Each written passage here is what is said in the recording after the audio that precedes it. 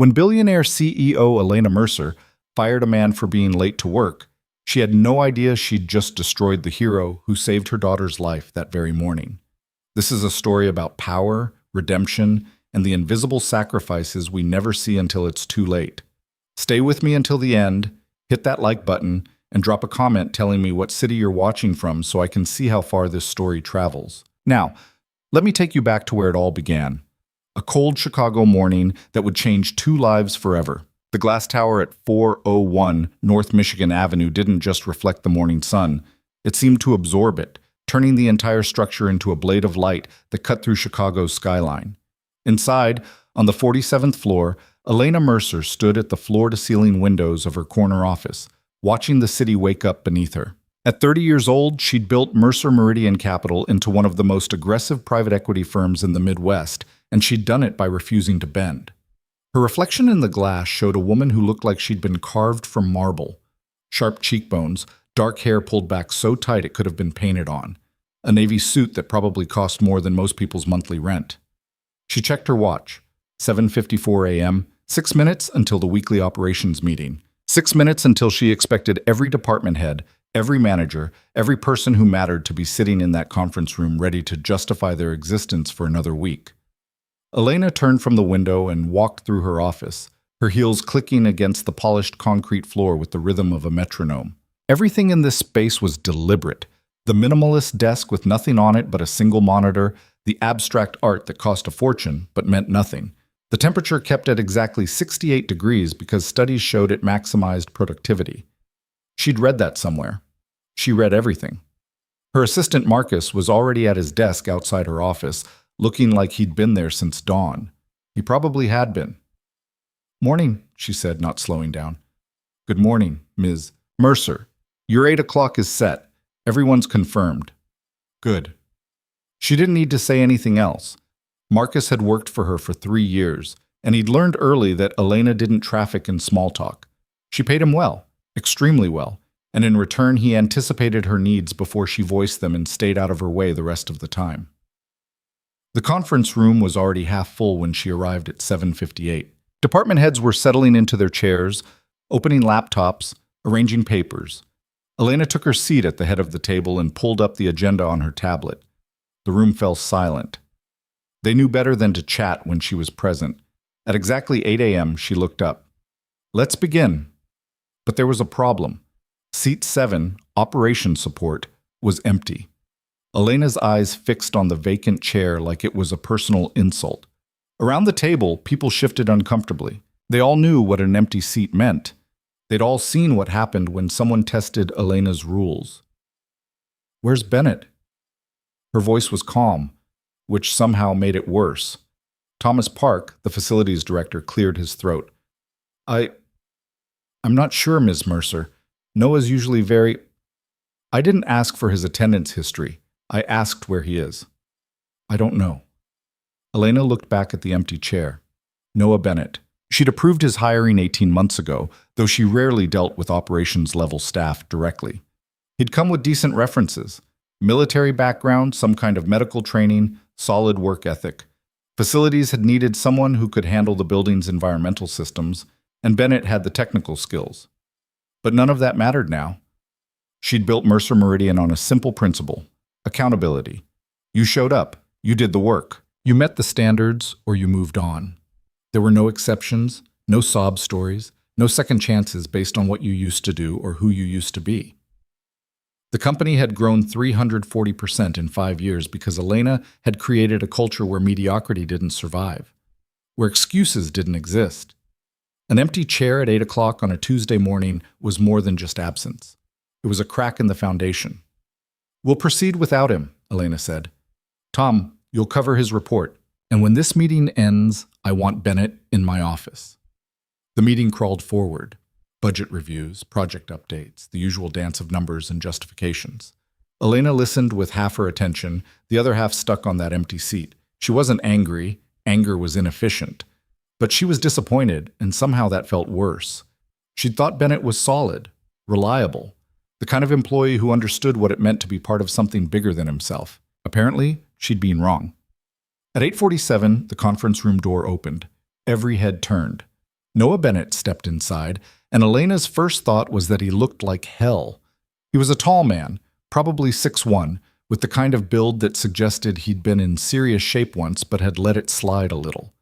Sandy brown hair, a face that was too weathered for 32, and right now, a pallor that made him look sick. His uniform, the dark gray shirt and pants that all facilities staff wore, was mostly clean, but there was mud on his right boot, fresh mud, and the way he moved into the room, careful and stiff, like every step hurt.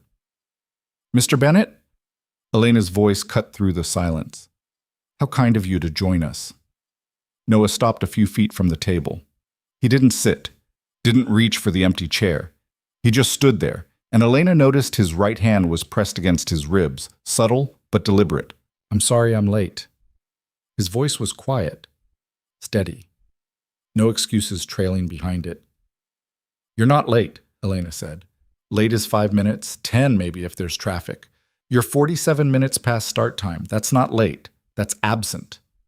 Around the table, people were staring at their laptops, their papers, anywhere but at the man standing in front of them. They'd seen this before. Different people, same script. Noah nodded slowly. "You're right." Elena waited. This was usually when they started talking, the explanations, the justifications, the personal emergencies that somehow always happened on meeting days. But Noah just stood there, quiet, that hand still pressed to his ribs. "Do you have anything to add?" Elena asked. "No, ma'am." The formality of it caught her off guard for a second. "Ma'am."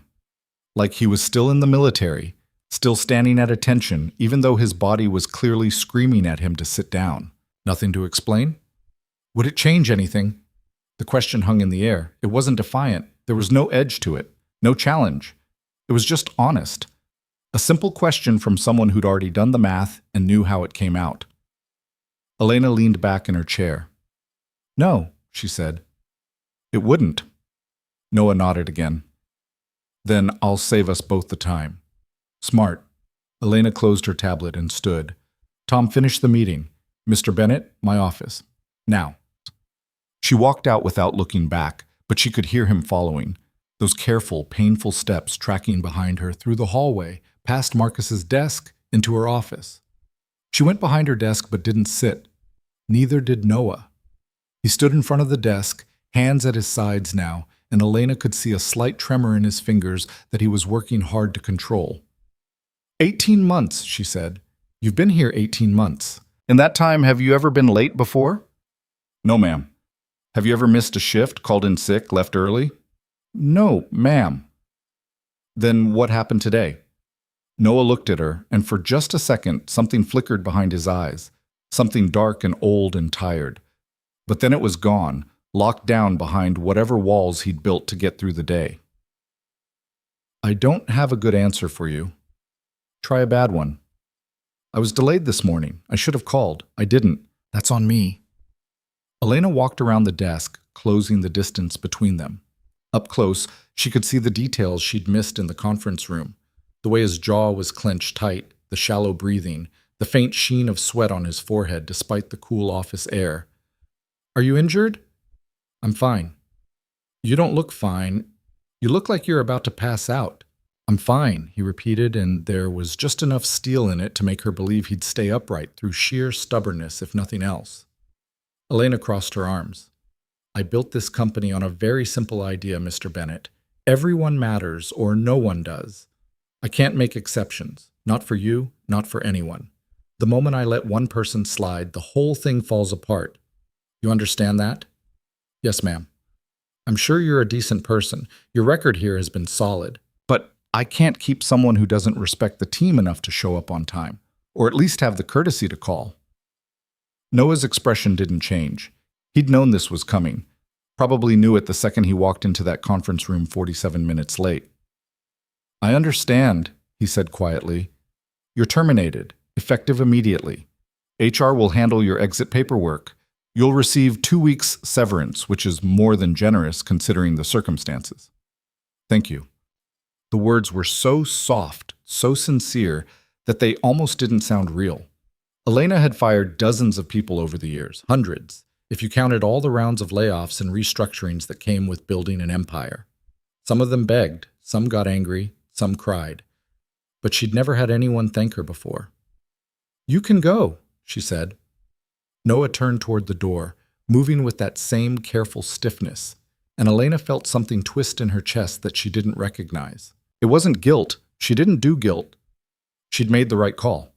The only call. But there was something about the way he carried himself, the quiet dignity of a man who'd already lost bigger things than a job, that made her want to ask what had really happened this morning. She didn't. He reached for the door handle. "Mr. Bennett." He stopped, turned back. "Whatever delayed you this morning, I hope it was worth it." Noah looked at her for a long moment, and something in his expression shifted. Not anger, not resentment, but something sadder and more complicated. "It was," he said, and then he walked out. Elena stood alone in her office, staring at the closed door. She should have felt satisfied, decisive. She'd identified a problem and eliminated it, just like she always did. But instead she felt off. Like she'd missed something important. Like there was a piece of the equation she hadn't seen. She shook it off and walked back to her desk. She had 3 more meetings before lunch and a call with investors at 2. No time to second-guess herself over one employee who couldn't be bothered to show up on time. But the feeling wouldn't leave her. At 9:23 a.m., her personal cell phone rang. Not the business line. Her personal cell, the number only a handful of people had. Elena looked at the screen and felt her stomach drop. Chloe's school. She answered immediately. "This is Elena Mercer." "Ms. Mercer, this is Principal Hoffman at Lincoln Elementary. I need you to stay calm, but there's been an incident." Elena's hand tightened on the phone. "What kind of incident? Where's Chloe?" "She's safe. She's right here in my office, and she's not hurt. But something happened on her way into school this morning, and I think you should come down here." "What happened?" There was a pause, and Elena could hear her daughter's voice in the background, high and scared and trying so hard to be brave. "There was a man," Principal Hoffman said carefully. "He approached Chloe in the parking lot, tried to grab her." The office tilted. Elena reached out to steady herself against the desk. "Someone tried to take my daughter?" "We don't know his intentions, but yes, he made physical contact with her.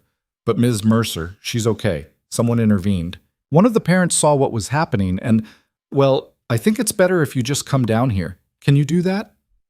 "I'm on my way." Elena grabbed her keys and her bag and was out the door before Marcus could even ask what was wrong.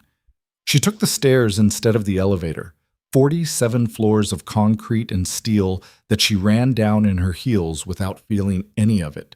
Her mind was racing, flashing through every nightmare scenario she'd ever imagined and a dozen she hadn't.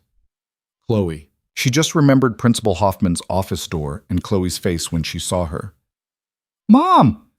Chloe launched herself from the chair and wrapped her arms around Elena's waist, and Elena dropped to her knees and pulled her daughter close, breathing in the smell of her shampoo and feeling the small, fragile body that someone had tried to hurt. "I've got you," Elena whispered. "I've got you, baby." Wosan. Principal Hoffman, a kind-faced woman in her 50s who Elena had met exactly twice before, was standing near her desk with a police officer. A young cop, mid-20s, with a notebook open in his hand. "Miss Mercer," Hoffman said gently, "I'm so glad you're here." Elena stood up but kept one arm around Chloe. "Tell me what happened. Everything." The officer stepped forward. "I'm Officer Chen, ma'am. Your daughter is incredibly brave. Based on what she and several witnesses told us, at approximately 7:50 this morning, a man approached Chloe in the school parking lot. He initially asked her for directions, then tried to get her to come closer to his vehicle. When she refused, he grabbed her arm." Elena felt something cold and sharp slide through her chest. "Did he—" "That's when the other individual intervened," Chen continued. "An adult male, mid-30s, saw what was happening and moved between the suspect and your daughter. There was a physical altercation. The suspect fled in a vehicle. We have a partial plate and we're working on it. The individual who intervened stayed with Chloe until school staff arrived." "Who was he?" Elena's voice came out rough. "The person who helped her." Principal Hoffman exchanged a look with Officer Chen. "We're not entirely sure. He didn't give us much information. Said his name was Noah, that he just happened to be nearby. He was injured during the altercation.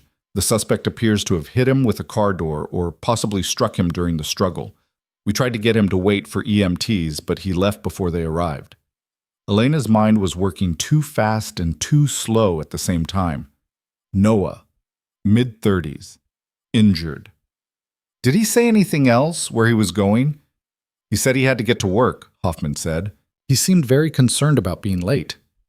The cold feeling in Elena's chest spread outward, freezing everything it touched. No. What did he look like? The words came out barely above a whisper. Officer Chen checked his notes. Tall, maybe 6 feet or so, brown hair, wearing what looked like a work uniform, gray shirt and pants. One of the teachers said he had mud on his boots, probably from the scuffle in the parking lot. Elena sat down hard in the nearest chair. Mom? Chloe's voice was small. Do you know him? Did she know him? She'd spoken to him for maybe 5 minutes total in 18 months. She knew his name, his position, his attendance record. She knew he'd been in the military, that he had a daughter, that he lived somewhere on the south side. But did she know him? What time did this happen? Elena asked. 7:50, Chen said. Maybe 7:52 by the time the suspect fled. The weekly operations meeting started at 8 o'clock. The company was a 20-minute drive from Lincoln Elementary, maybe 15 if you pushed it, which meant Noah Bennett had fought off a kidnapper, saved her daughter, and then driven straight to work injured and late and covered in mud. And when she'd asked him if he had anything to explain, he'd said no. When she'd asked if it would change anything, he'd said, "Would it?" And she'd fired him. I need to see the security footage, Elena said. Hoffman nodded. Of course. We've already pulled it for the police, but I can show you as well. They moved to a small office where the school's security monitors were set up. Hoffman pulled up the footage from the parking lot camera, and Elena watched her daughter's morning dissolve into violence. There was Chloe, walking across the parking lot with her backpack, heading toward the school entrance. A man approached her, average height, dark jacket, impossible to see his face clearly from this angle. He was talking to her, gesturing toward a car. Chloe shook her head, took a step back. The man reached out and grabbed her arm, and then Noah was there. Elena had never seen anyone move that fast. 1 second he was out of frame, the next he was between the man and Chloe, forcing the stranger back. The man shoved him. Noah didn't go down. He put one hand on Chloe's shoulder, gentle, protective, and kept himself between her and the threat. The stranger tried to go around him. Noah moved with him, blocking every angle. Then the man threw a punch. Noah took it on the shoulder, twisted, and used the man's own momentum to spin him away from Chloe. The stranger stumbled back toward his car, and as Noah started forward, probably to keep him away from the vehicle, the car door swung open hard, catching Noah in the ribs. Elena saw him fold around the impact, saw the pain flash across his face, but he didn't go down. He pushed Chloe behind him and stood there, a wall between her daughter and danger, until the car peeled out of the parking lot. Then Noah turned to Chloe, knelt down despite what had to be screaming pain in his ribs, and Elena saw her daughter throw her arms around his neck, saw him hold her for just a second, saw him say something that made Chloe nod, saw him check her over, gentle hands looking for injuries, the trained movements of someone who knew exactly what he was doing. School staff came running. Noah said something to them, gestured at Chloe, and then he stood up, pressed one hand to his ribs, and walked away. Toward the parking lot, toward his car, toward work, toward the meeting where Elena would fire him for being late. Can you send me this footage? Elena's voice sounded strange to her own ears. Distant, like it belonged to someone else. Of course, Hoffman said. Elena looked at her daughter, who was watching the screen with wide eyes. Chloe, honey, the man who helped you, did he say anything to you? Chloe nodded. He asked if I was okay. I said yes, but I was scared, and he said that was normal, that being scared meant my brain was working right, keeping me safe. And then he said, she paused, remembering. He said his daughter was about my age, and she'd want him to make sure I was okay. So that's what he was going to do. Something broke open in Elena's chest. Did he tell you his name? Noah. Chloe looked up at her. He was really nice, Mom, and he got hurt because of me. No, baby, He got hurt protecting you. That's different. Officer Chen closed his notebook. Miss Mercer, we're going to need to keep investigating this. The suspect is still at large. We'll want to interview your daughter more thoroughly when she's ready, and we'd like to speak to the individual who intervened as well. If you have any contact information for him. I do. Elena pulled out her phone. His name is Noah Bennett. He worked at my company. I'll get you his information. Worked. Past tense. Because an hour ago, she'd fired the man who saved her daughter's life. Elena made the necessary arrangements with the school and the police, signed the forms, gave her statement.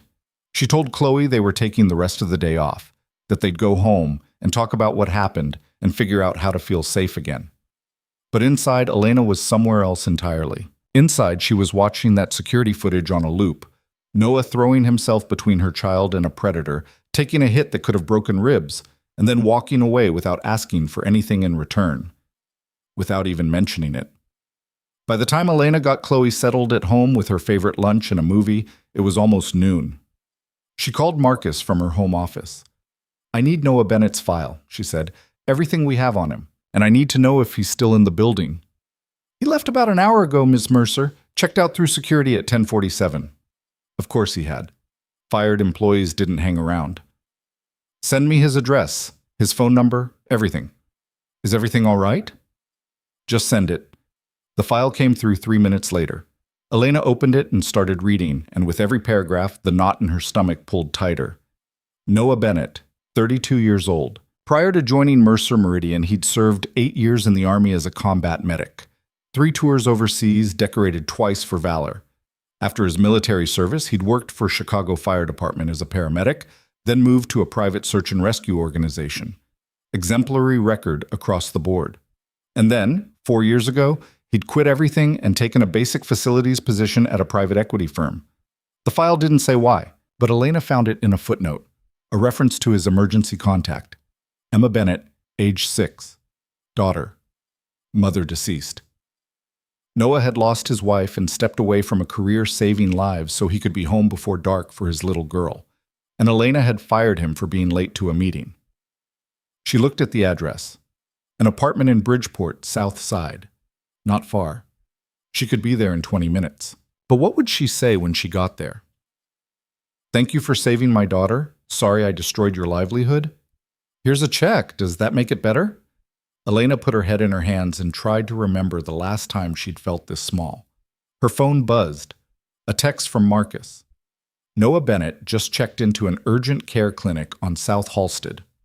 Billing went through the company insurance portal before the termination processed. Thought you should know. Elena was in her car before she'd even thought about it. South Halsted. 15 minutes in traffic. She made it in 10. The urgent care clinic was wedged between a laundromat and a Polish deli, the kind of place that took walk-ins and didn't ask too many questions. Elena pushed through the front door and walked straight to the reception desk, where a tired-looking woman in scrubs glanced up from her computer. I'm looking for Noah Bennett. He should have checked in within the last hour. Are you family? I'm his employer. The lie came easily. Former employer felt too complicated to explain. The receptionist checked her screen. He's with the doctor now, exam room 3, but you'll have to wait until... Elena walked past her, down the hallway, following the room numbers until she found 3. She didn't knock. She just opened the door. Noah was sitting on the examination table, shirtless, while a doctor, a young guy with kind eyes and tired hands, wrapped his ribs in an elastic bandage. Noah's torso was a mess of bruises, dark purple spreading across his right side like spilled ink. His face went carefully blank when he saw her. Ms. Mercer. The doctor looked between them. I'm going to need to ask you to wait outside. It's fine, Noah said quietly. She can stay. The doctor didn't look convinced, but he went back to wrapping the ribs. You're lucky nothing's broken. Severe bruising, probably some soft tissue damage. I'd recommend at least a week of rest, ice, anti-inflammatories, and you need to be careful. If you start having trouble breathing or the pain gets worse, you go to the ER immediately. Understood? Understood. I'm serious, Mr. Bennett. Ribs don't mess around. You could develop complications. I'll be careful. The doctor finished the wrapping and handed Noah a prescription slip. Pain medication. Take it. Don't be a hero. Noah took the slip but didn't look at it. The doctor gave Elena one more uncertain glance, then left them alone. The silence in the exam room was suffocating. I saw the security footage, Elena said finally, from Chloe's school. Noah reached for his shirt, the same gray uniform shirt from this morning, now folded on the chair beside the exam table. He started to pull it on, moving slowly, wincing with every motion. "She okay?" he asked. "Yes. Thanks to you." "Good." "Noah, you don't owe me anything." He got the shirt over his head and started working on the buttons. His fingers were steadier now than they'd been this morning, but not by much. What happened this morning, that was just being in the right place. Anyone would have done the same thing. But they didn't. You did. He finished the buttons and looked at her. "Ms. Mercer, I appreciate you coming here, but I'm fine. Chloe's fine. Let's just leave it at that. I fired you. I was late. You saved my daughter's life. And then I didn't show up to work on time." Noah slid off the exam table, stood up straight despite the obvious pain. "You made the right call. Company policy is company policy. I knew that going in." Elena stared at him. "You're serious?" "I'm unemployed. Yeah, I'm pretty serious." I mean, you're seriously standing here telling me that being fired was the right call. From your perspective, yeah." Noah grabbed his jacket from the chair. "You couldn't have known what happened, and even if you did, what would you do? Make an exception? Word gets around. Someone else shows up late next week, figures they'll get a pass if their excuse is good enough. Pretty soon you've got a culture where the rules don't matter, and that's how companies fall apart." He pulled on the jacket carefully. "You built something that works because you don't compromise. I respect that, even when I'm on the wrong end of it. That's the most insane thing I've ever heard. Or maybe it's just honest." Noah picked up the prescription and tucked it in his pocket. "I need to get home. Emma gets out of school at 3, and I promised I'd be there." He walked toward the door, but Elena stepped in front of him. "Wait. Ms. Mercer, I'm not asking. I'm telling you to wait." She pulled out her phone. "I'm going to make some calls. Get your job back. And then we're going to figure out—" "Don't." The word was quiet, but absolute. "Don't what?" "Don't do this because you feel guilty. Don't give me my job back because of what happened this morning. If you do that, every day I show up to work, we both know I'm only there because of Chloe. And that's not a job. That's charity." Noah met her eyes. "I don't need charity, Mrs. Mercer. I need to be able to look my daughter in the eye and tell her I earned my place in the world. So please, just don't." Elena stood there, phone in hand, and realized she had absolutely no idea what to say. Every instinct she had, every tool in her arsenal of power and money and influence was completely useless, because Noah Bennett didn't want any of it. "Then what do you want?" she asked. "To go home, to hold my kid, and to figure out my next move." He stepped around her, heading for the door. "I hope Chloe's okay. Really. And I'm glad I was there." He left.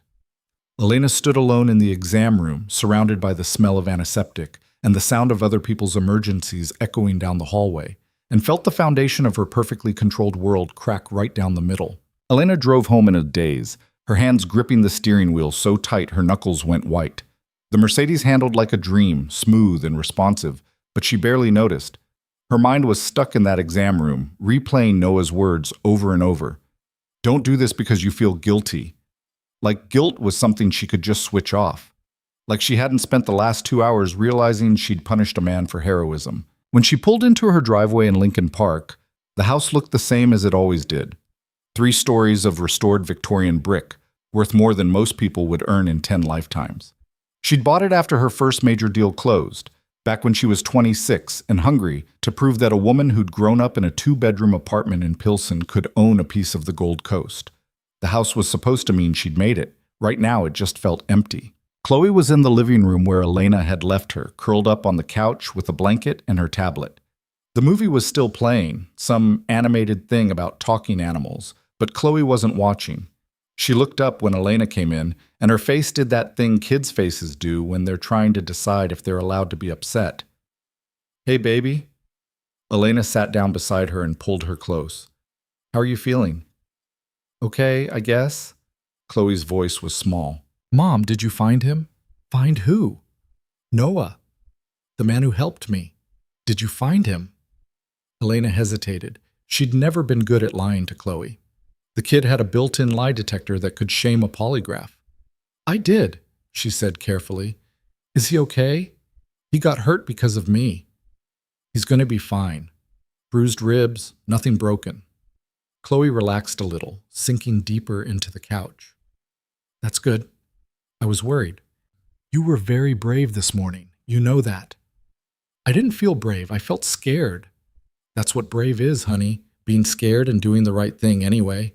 Elena smoothed Chloe's hair back from her face. Noah told you something about being scared, didn't he? About your brain working right? Chloe nodded. He said fear is just information, like when you touch something hot and your hand pulls back before you even think about it. He said the scared feeling was my brain telling my body to pay attention, to be ready. And that made it seem less bad, I guess. Elena felt something twist in her chest. That was a combat medic talking. Someone who'd learned to reframe fear so it didn't paralyze you in the field. Someone who'd taken that training and used it to calm down an 8-year-old girl who had just been grabbed by a stranger. He sounds like a smart guy, Elena said softly. He is. And he was really nice. Chloe looked up at her. Can we say thank you? Like, properly? Maybe we could invite him and his daughter over for dinner or something? Elena thought about Noah's face in that exam room. The quiet dignity of a man who'd rather walk away with nothing than accept help he hadn't earned. Maybe, she said. Let me work on it, okay? Chloe seemed satisfied with that and turned back to her movie. Elena stayed there on the couch, holding her daughter and trying to figure out what the hell she was supposed to do next. By Wednesday morning, Elena still didn't have an answer. She went to the office early, earlier than usual, which was saying something, and spent the first hour staring at her email without reading a single message. Marcus brought her coffee at 7:30 and gave her a look that suggested he knew something was wrong but was too smart to ask about it. At 8 o'clock, Tom Park knocked on her door. Come in, Elena called, not looking up from her screen. Tom entered with the careful posture of someone approaching a tiger. He'd worked at Mercer Meridian for 6 years, and in that time, he'd learned to read Elena's moods like a meteorologist reading storm patterns. Morning, he said. You wanted to see me? I did. Elena finally looked at him. Noah Bennett. Tell me about him. Tom blinked. Noah? I mean, you fired him yesterday, so I figured I'm not asking about yesterday. I'm asking about the last 18 months. What kind of employee was he? Tom sat down slowly, clearly trying to figure out where this was going. He was, honestly, he was great. Never complained, always on time, knew the systems inside and out. We had a chiller unit fail last winter. Middle of the night, building temperature dropping fast. And Noah came in at 2 a.m. to fix it. Didn't ask for overtime, didn't make a big deal about it, just handled it. Did he get along with people? Yeah, everyone liked him. He was quiet, kept to himself mostly, but he was solid. You know the type. Doesn't need to be the center of attention, just does the work. Why do you think he took this job? Elena leaned back in her chair. Guy with his background, combat medic, paramedic, search and rescue, and he's changing air filters and monitoring HVAC systems. That doesn't strike you as odd? Tom shrugged. I asked him once. He said he wanted something stable, something that let him be home for his kid. He paused. His wife died a few years back. Cancer, I think. After that, he gave up the high-intensity stuff. Said he couldn't risk leaving his daughter alone. Elena felt that twist in her chest again, sharper this time. Did he ever mention her, the daughter? Emma, yeah, sometimes. He had a picture of her in his locker. Cute kid, missing her front teeth. He'd talk about her school projects, her soccer games. You could tell she was his whole world. Tom shifted in his seat. Look, Ms. Mercer, I don't want to overstep, but is there something specific you're trying to figure out here? Elena considered how much to tell him. Tom was good at his job, good at keeping his mouth shut when it mattered. But this wasn't a business problem. This was personal, and Elena had spent 30 years building walls between personal and professional for exactly this reason. Just doing my due diligence, she said finally. Thank you, Tom. That's all. Tom stood up, clearly unconvinced, but smart enough not to push. Sure. Let me know if you need anything else. After he left, Elena pulled up Noah's personnel file again. There was an address, a phone number, an emergency contact, everything she needed to reach out to try to fix this. But every time she reached for the phone, she heard his voice in her head. I don't need charity, Ms. Mercer. At noon, Elena did something she almost never did. She left the office early. She told Marcus she had a personal matter to handle and would be back later. Marcus didn't ask questions, just nodded and updated her calendar. Elena drove south, away from the loop and the gleaming towers, toward neighborhoods where the houses got smaller and the vacant lots got bigger. Bridgeport had been Irish and Lithuanian once, then Mexican, now a mix of everything. The kind of place where people actually knew their neighbors and corner stores still sold penny candy. Noah's building was a 3-story walk-up on South Morgan, brick facade that had probably been red once but had faded to the color of old blood. Elena parked on the street and sat there for a minute, trying to decide if this was a terrible idea. She'd looked up the address in his file, which probably counted as some kind of violation of his privacy. But she was here now, and turning back felt worse than going forward. She got out of the car and walked up to the building. The directory by the front door listed 8 units. Bennett N was apartment 2B. Elena pressed the buzzer and waited. Nothing. She tried again, holding it longer this time. Still nothing. He's not home. Elena turned. An older woman was coming out of the building, wearing a floral housecoat and carrying 2 bags of groceries. She had the kind of face that had seen everything twice and wasn't impressed by any of it. Do you know when he'll be back? Elena asked. The woman looked her up and down, taking in the designer suit and the Mercedes parked at the curb. You a cop? No, I'm a friend. Uh-huh. The woman didn't sound convinced. He took his girl to school this morning, said something about job hunting after. Probably won't be back till 3 or so. Job hunting. The words tasted bitter. Yeah, well, that's what happens when you lose your job. The woman pushed past her into the building. You want to leave a message, or are you just going to stand there looking lost? No message, Elena said quietly. Thank you. She walked back to her car and sat there, watching the building like it might offer some kind of answer. Job hunting. Because of course he was. Because he had a daughter to feed and rent to pay, and no time to waste feeling sorry for himself. Elena pulled out her phone and called Marcus. I need you to do something for me, she said when he answered. And I need you to not ask questions. Okay. Marcus sounded wary. I want you to reach out to every staffing agency, every facilities management company, every place that might hire someone with Noah Bennett's background. Tell them we've got a candidate we're recommending highly. Former military, medical training, facilities expertise, whatever they need to hear. You want me to help him get a job? Yes. There was a pause. Miss Mercer, with all due respect, if you want him to have a job, you could just give him his job back. It's not that simple. Okay? Another pause. I'll make the calls. Thank you, Marcus. Elena hung up and stared at the building for another minute, then drove back to the office. She had 3 meetings that afternoon and a conference call with a firm in New York. Normal stuff. The kind of work that usually made her feel sharp and focused and in control. Instead, she felt like she was going through the motions. That evening, after Chloe was in bed, Elena poured herself a glass of wine and sat in her home office, looking at the security footage from Lincoln Elementary again. She'd watched it a dozen times now, and every time she saw something new. The way Noah positioned himself, the way he kept Chloe behind him without ever grabbing her, without scaring her more than she already was. The way he took that hit from the car door and didn't go down. She paused the video on a frame where Noah was kneeling in front of Chloe, checking her over. His face was turned toward the camera just enough to see his expression, focused, gentle, completely present. This was a man who knew how to handle a crisis, who'd probably handled hundreds of them, and she'd fired him for being late. Elena closed the laptop and finished her wine in one long swallow. Thursday morning brought another complication. Principal Hoffman called while Elena was getting Chloe ready for school.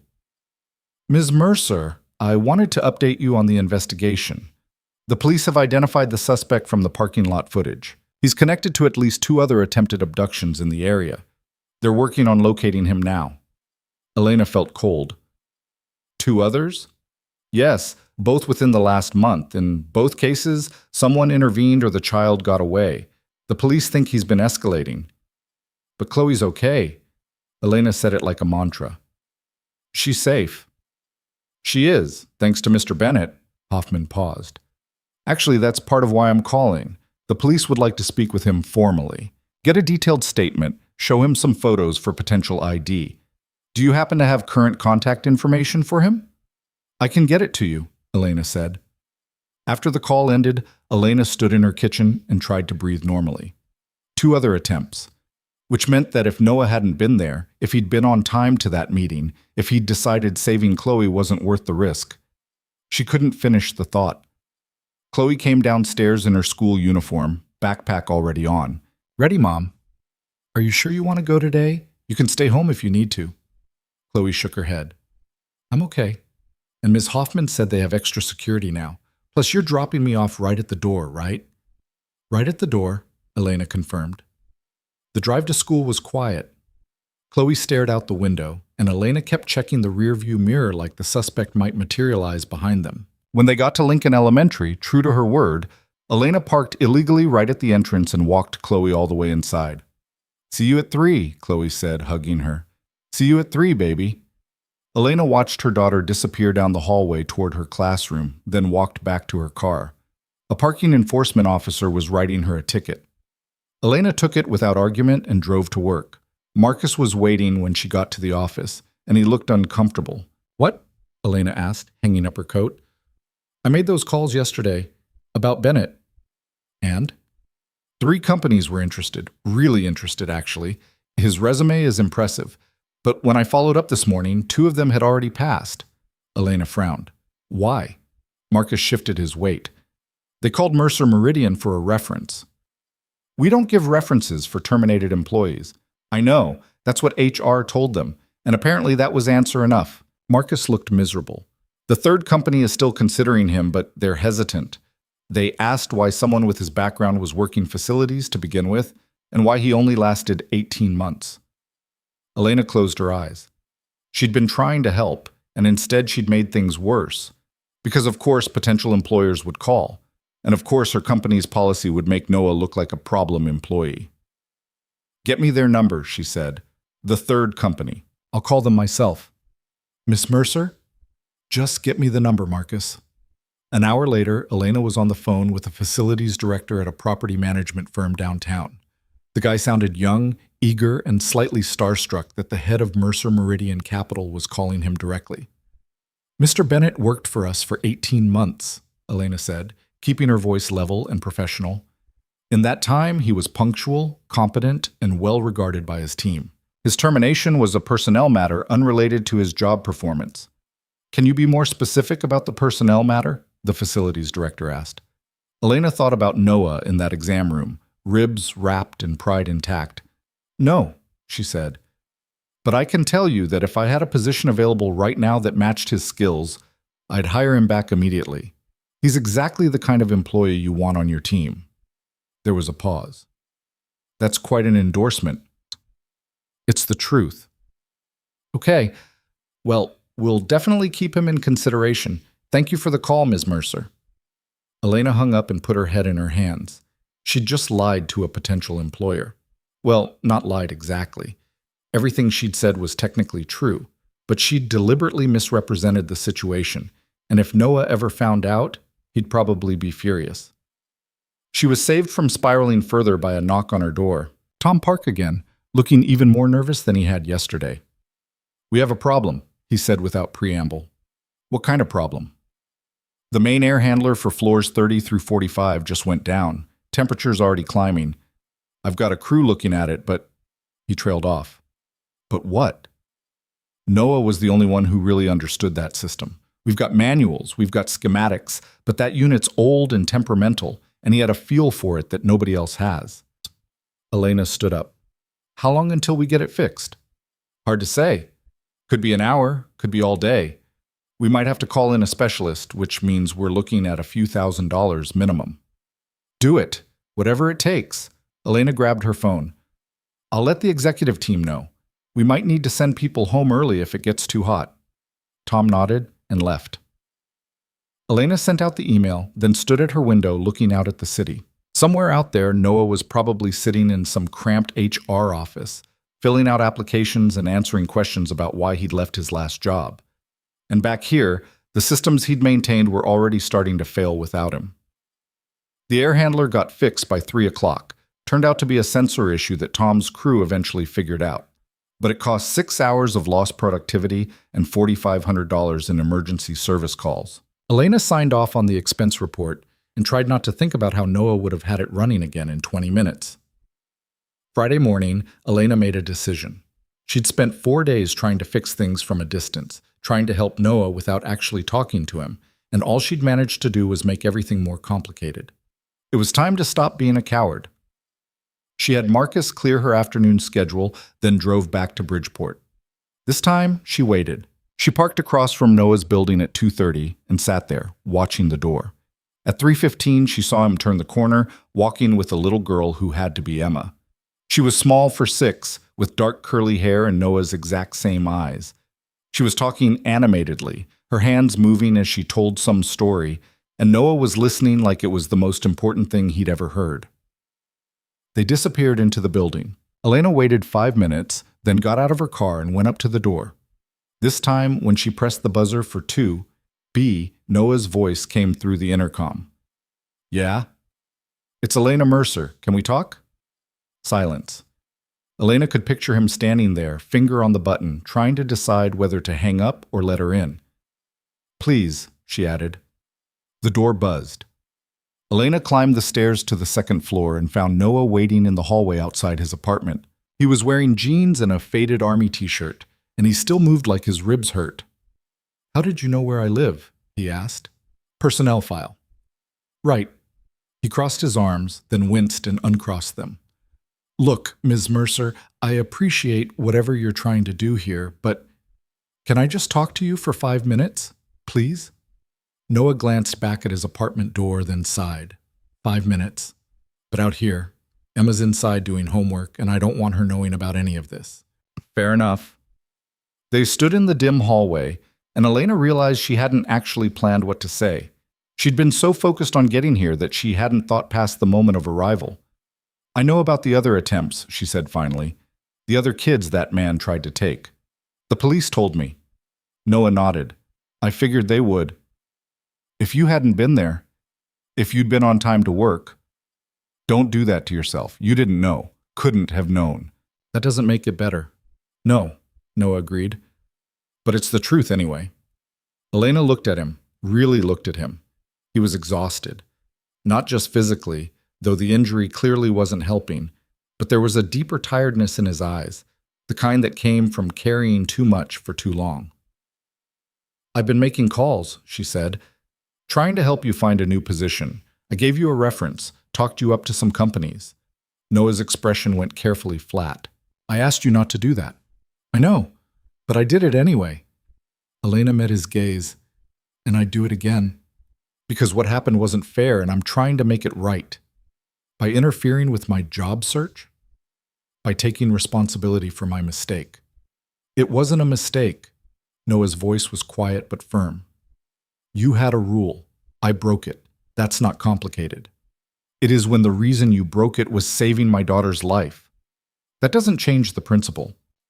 Noah stepped closer, and Elena could see the conviction in his eyes.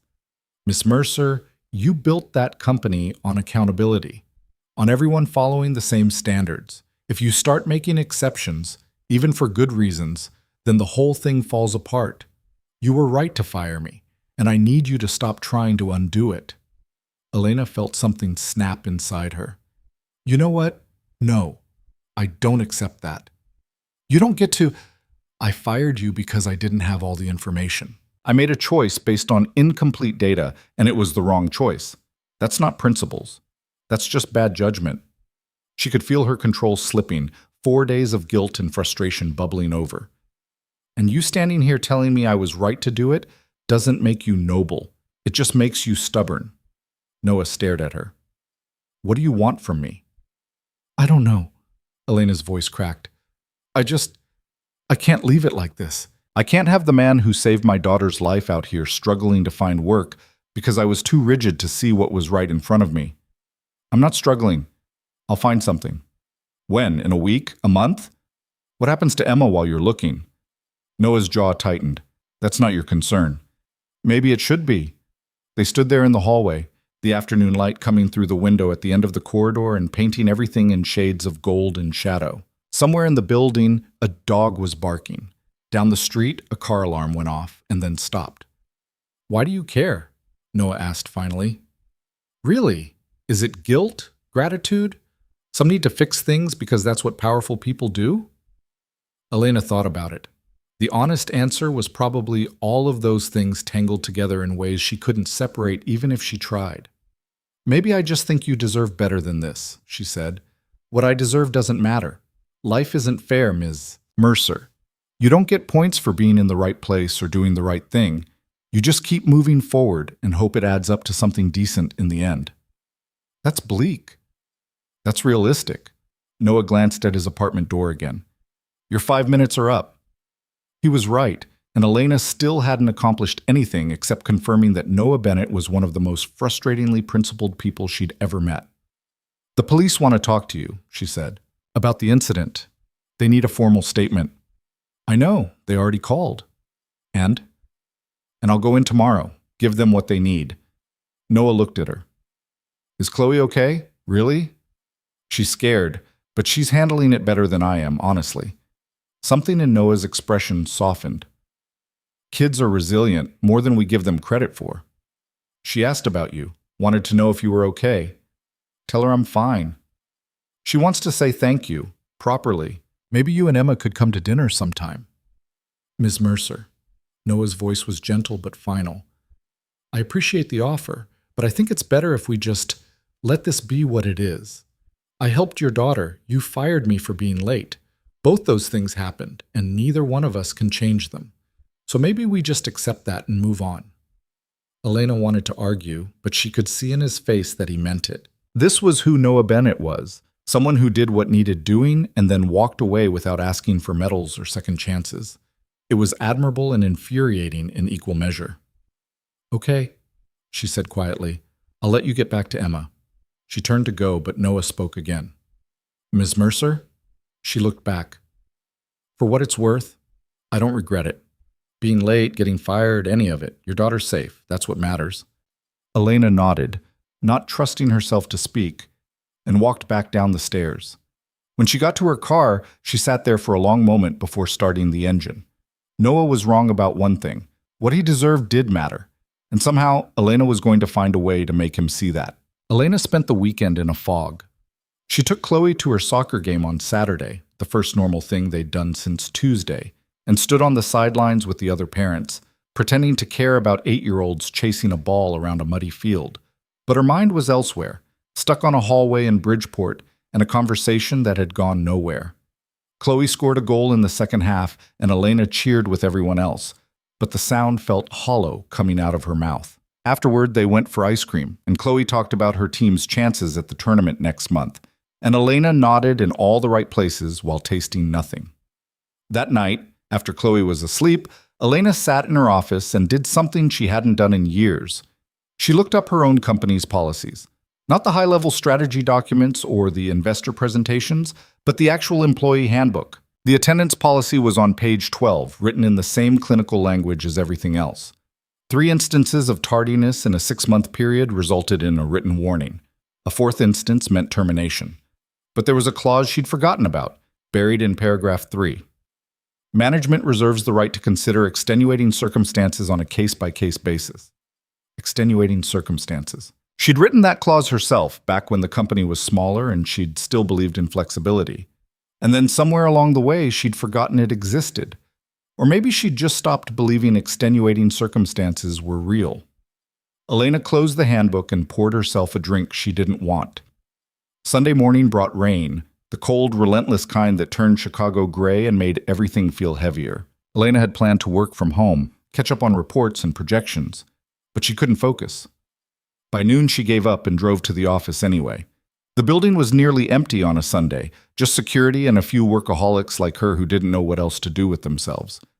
She took the elevator to 47 and walked through the silent halls to her office. Everything looked exactly the same as it always did, but somehow it felt different. Smaller, maybe. Or just lonelier. Elena stood at her window and looked out at the city. From up here, Chicago was a grid of streets and buildings, neat and ordered and completely under control. You couldn't see the messiness from 47 floors up, couldn't see the people struggling to make rent or the kids walking to school past strangers who wanted to hurt them. From up here, everything made sense.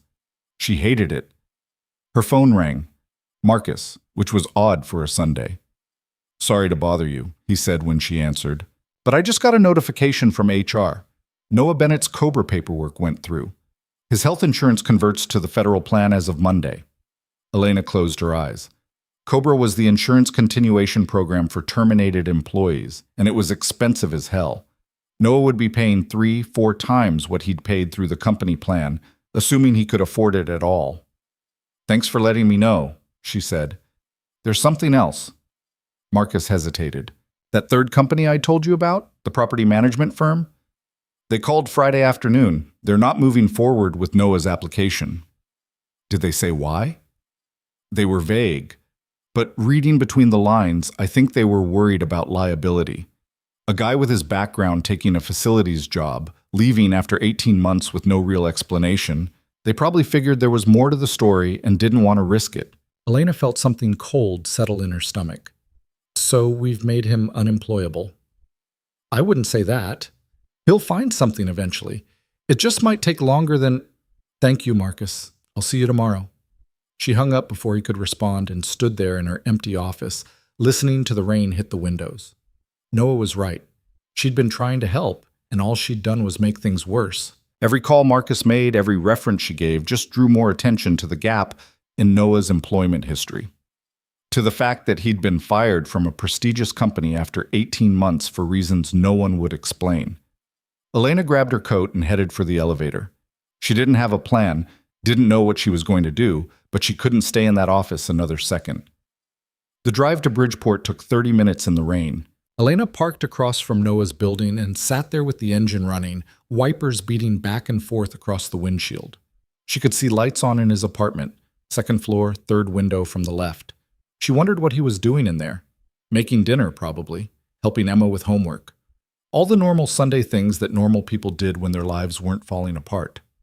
Elena turned off the car and got out. The rain soaked through her coat immediately, cold water running down her neck and into her collar. She walked up to the building and pressed the buzzer for 2B before she could talk herself out of it. The intercom crackled. "Yeah?" "It's Elena Mercer." A long pause. "It's Sunday." "I know. Can I come up?" Another pause, longer this time. Then the door buzzed. Elena climbed the stairs, water dripping from her hair and her coat, leaving a trail behind her like evidence. Noah was waiting in the hallway again, and this time he looked annoyed. "You're soaking wet," he said. "It's raining." "I noticed." He glanced at his apartment door. "Emma's inside. Again." "I won't be long. I just need to tell you something." Noah crossed his arms and waited. Elena took a breath. "I've been trying to fix this. Trying to help you find a new job, make some calls, smooth things over. And I've made everything worse. The companies Marcus contacted are passing on you because they think there's something wrong, some reason we won't explain why you left. And your health insurance just converted to COBRA, which means you're paying out of pocket for coverage you can't afford. And it's all my fault." "Okay," Noah said. "Okay? That's it? What do you want me to say? You already know it's a problem. I already know it's a problem. Standing in a hallway on a Sunday night doesn't change any of that. I want to offer you a job." Noah's expression didn't change. "No. You haven't even heard what it is. Doesn't matter. The answer's no." "Why?" "Because we've been through this already, Ms. Mercer. I'm not taking charity, and I'm not coming back to your company as the guy you felt guilty about firing. That's not a job. That's a pity hire." "It's not charity," Elena said. "It's a position I should have created months ago. We need a director of safety and risk management, someone who can coordinate with building security, oversee emergency protocols, work with facilities to make sure we're actually prepared if something goes wrong. After what happened with Chloe, I realized we have gaps in our systems, big ones, and I need someone with real experience to fill them." Noah was quiet for a moment, and Elena could see him thinking through it, looking for the catch. What's the salary? He asked finally. 90,000 to start. Benefits, 4 weeks vacation, flexible schedule. That's almost double what I was making before. The position requires it. You'd be management level, reporting directly to me. So I'd be working for you again. Yes. Noah shook his head. Same answer. No. Why? Elena could hear the frustration creeping into her voice. This is a real job, Noah. Real responsibilities, real authority. It's not a handout. Maybe not. But it only exists because of what happened on Tuesday. Which means every day I show up, we both know why I'm really there. He looked at her steadily. I told you before, I need to be able to look my daughter in the eye and tell her I earned my place. This isn't that. You did earn it. You earned it by being exactly the kind of person who runs toward danger instead of away from it, by having the skills and the experience and the judgment to actually do the job right. Then hire someone else with those qualifications. I don't want someone else. I want you.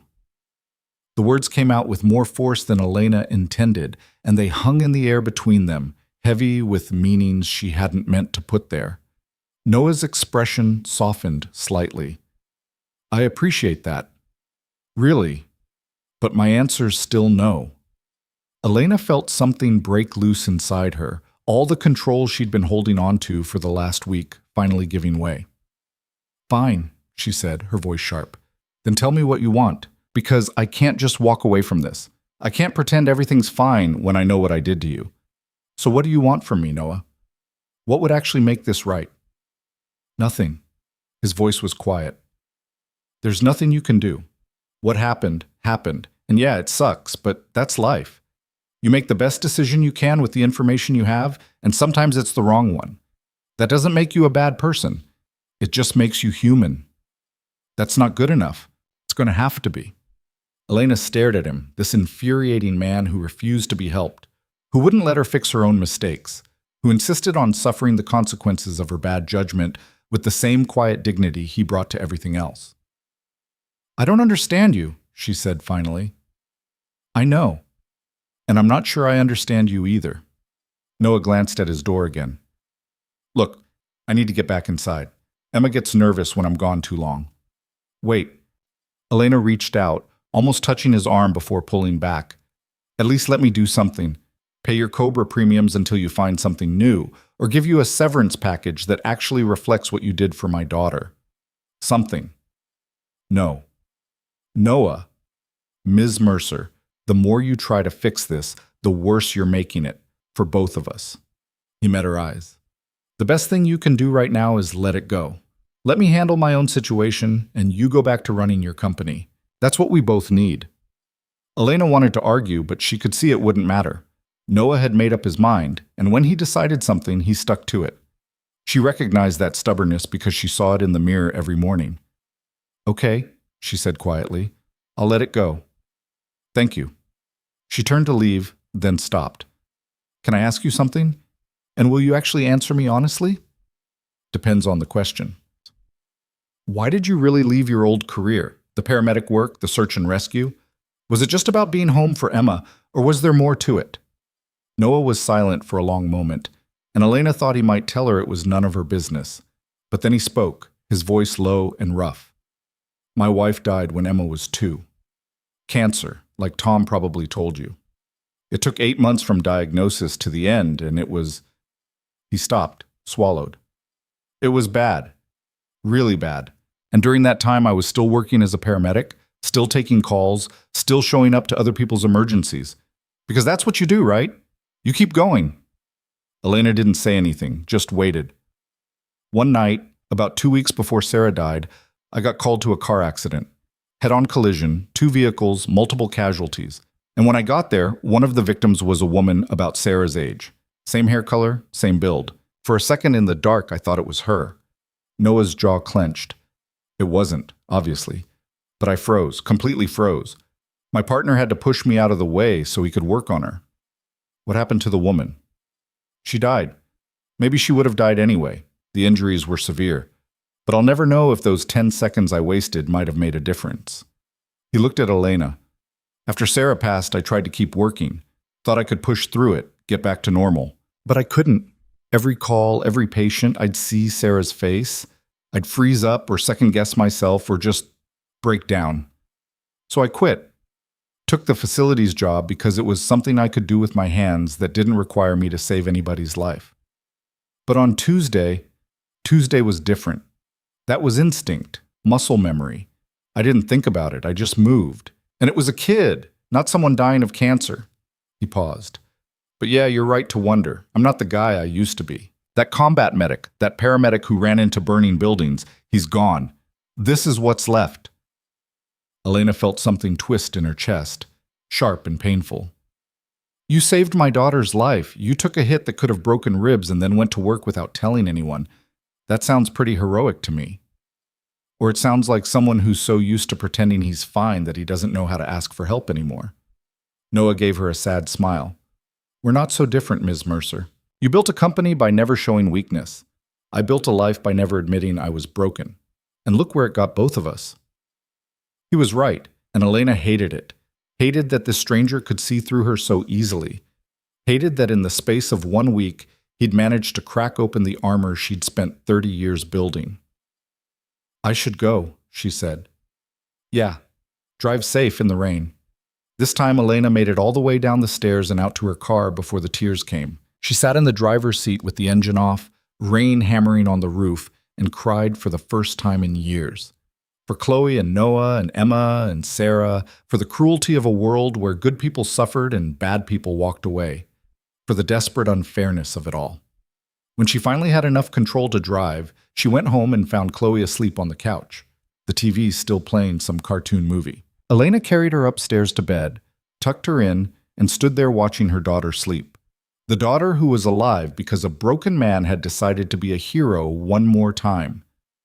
Elena went back downstairs and called Marcus at home. He answered on the third ring, sounding groggy. Sorry, Elena said, but I need you to do something first thing Monday morning. What is it? Create a new position, Director of Safety and Risk Management. 90,000 salary, full benefits, reports to me. Write up a detailed job description. Make it specific. Experience requirements, qualifications, all of it. You want to hire Noah. No, he won't take it from me, but post it publicly. Put it on the company website, on the job boards everywhere. Make it legitimate. And when he applies, if he applies, I want his application to go through the normal channels. No special treatment, no shortcuts, just a fair shot. Marcus was quiet for a moment. You think he'll apply? I don't know. Maybe. If he's desperate enough and if he can convince himself it's a real job and not charity. Elena looked out the window at the rain. Just do it, Marcus. And don't tell anyone it's for him. As far as the world knows, we're filling a genuine business need. Okay, I'll have it posted by noon tomorrow. Thank you. Elena hung up and sat in the dark living room, listening to the rain and wondering if she was making things better or just finding new ways to make them worse. Monday morning brought clarity, or at least the illusion of it. Elena went to the office early and threw herself into work with the same intensity she'd always brought to it. 3 meetings before lunch, a conference call with London, investor emails that needed responses. Normal things, productive things. At 2 o'clock, Marcus stuck his head in her office. The job posting is live, he said. Already got 6 applications. Good. Elena didn't look up from her screen. None from Noah yet. He might not apply. That's his choice. Marcus nodded and left. Elena tried to focus on the quarterly projections in front of her, but the numbers wouldn't stick. She kept thinking about Noah in that hallway, rain-soaked and stubborn, insisting he didn't need help he absolutely did need. At 4 o'clock, her phone rang. Officer Chen from Lincoln Elementary. Ms. Mercer, I wanted to update you. We arrested the suspect this morning. He's in custody. And based on the evidence, the DA is pretty confident about prosecution. Elena felt something loosen in her chest. That's good news. We couldn't have done it without Mr. Bennett's statement. He gave us details about the vehicle, the suspect's behavior, even a partial plate number from memory. Guy's got serious observational skills.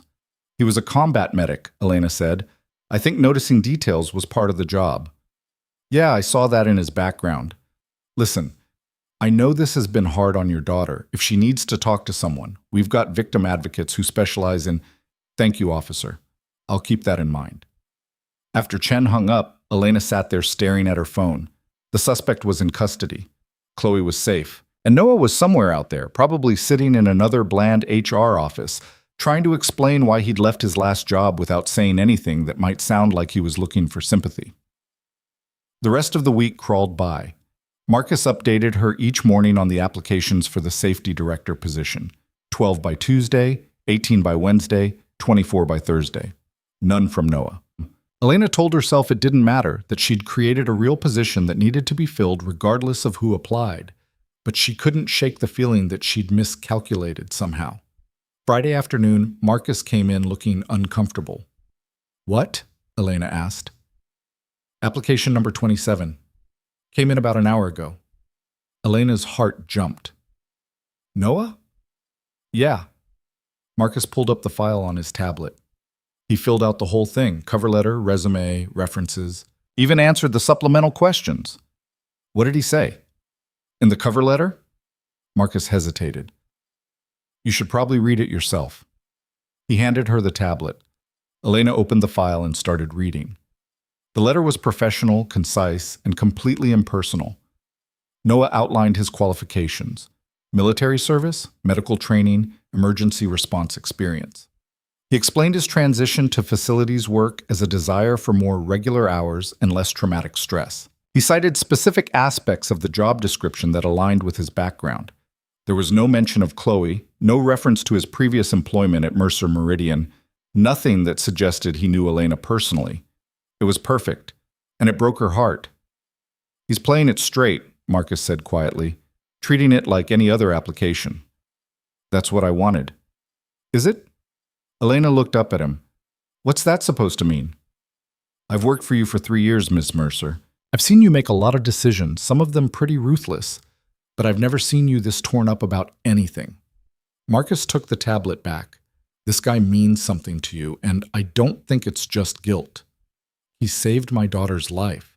"Yeah, but that's not all it is it?" Elena didn't answer, couldn't answer, because she didn't know what the answer was.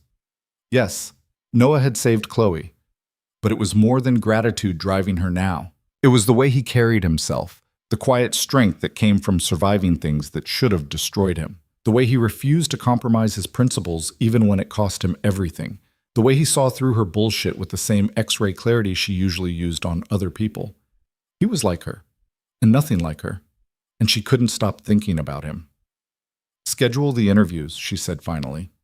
"All the qualified candidates. Do it fairly, by the book. And when Noah's turn comes, I'll recuse myself. You and Tom can handle it." "You're not going to interview him yourself?" "No.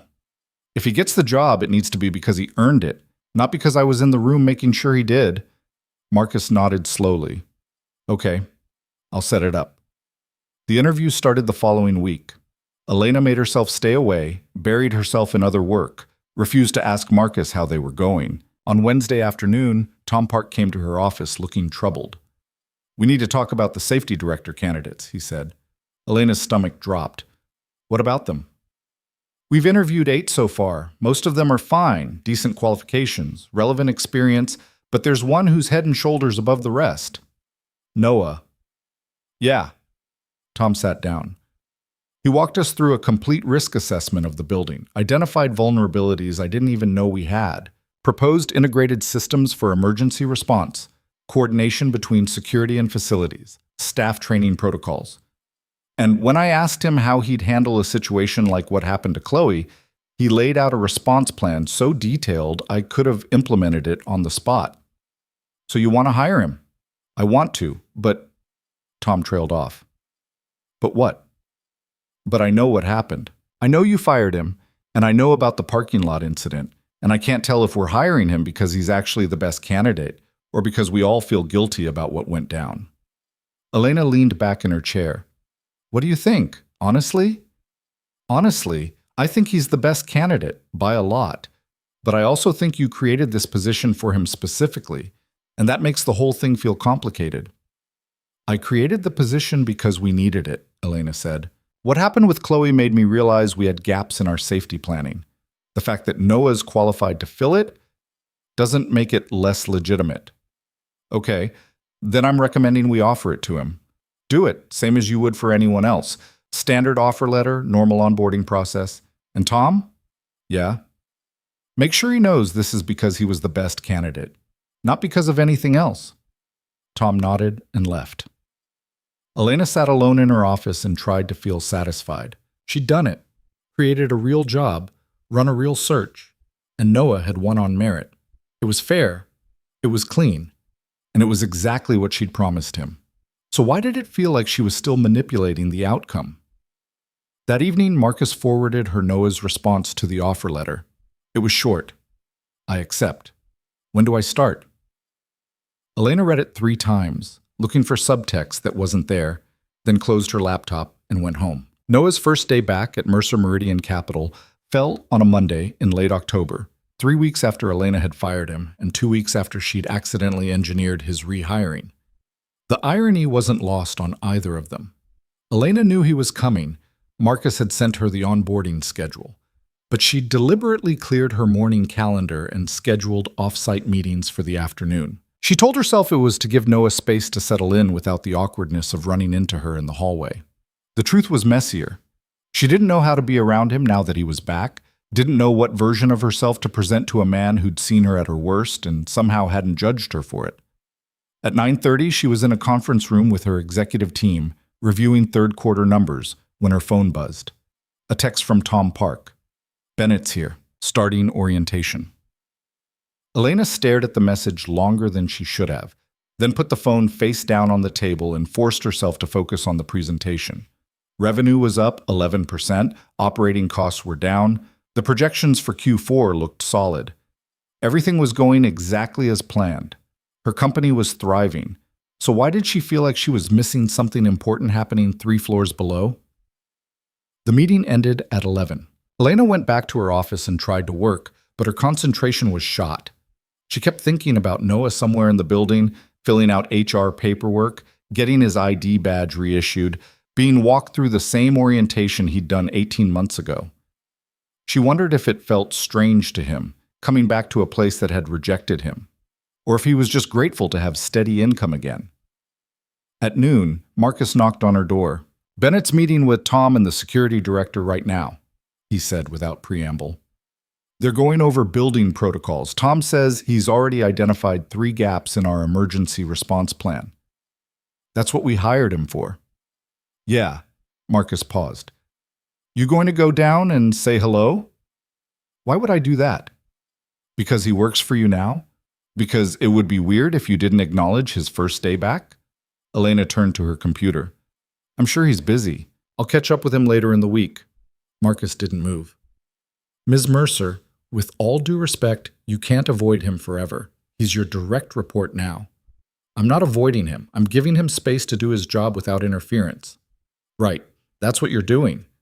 Elena looked up sharply, but Marcus's expression was carefully neutral. He was too smart for his own good sometimes. Was there anything else? She asked. No, ma'am. He left, closing the door behind him with just a little too much care. Elena stared at the closed door for a long moment, then pulled up the security director's calendar.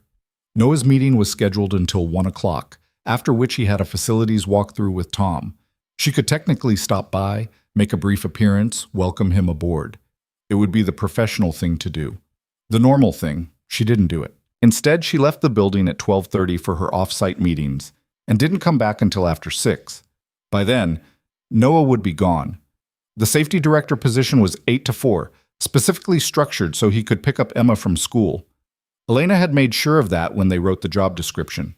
She told herself she was being considerate, giving him the space he'd asked for. But walking through the empty 47th floor that evening, she couldn't shake the feeling that she was being a coward. The rest of the week followed the same pattern.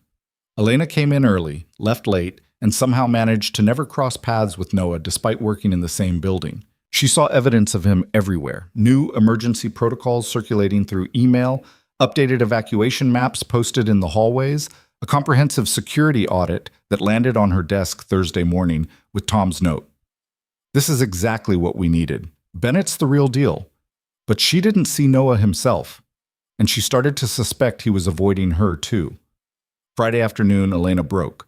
She was reviewing the security audit. It was thorough, professional, exactly what she'd hoped for, when she noticed a section on parking lot safety.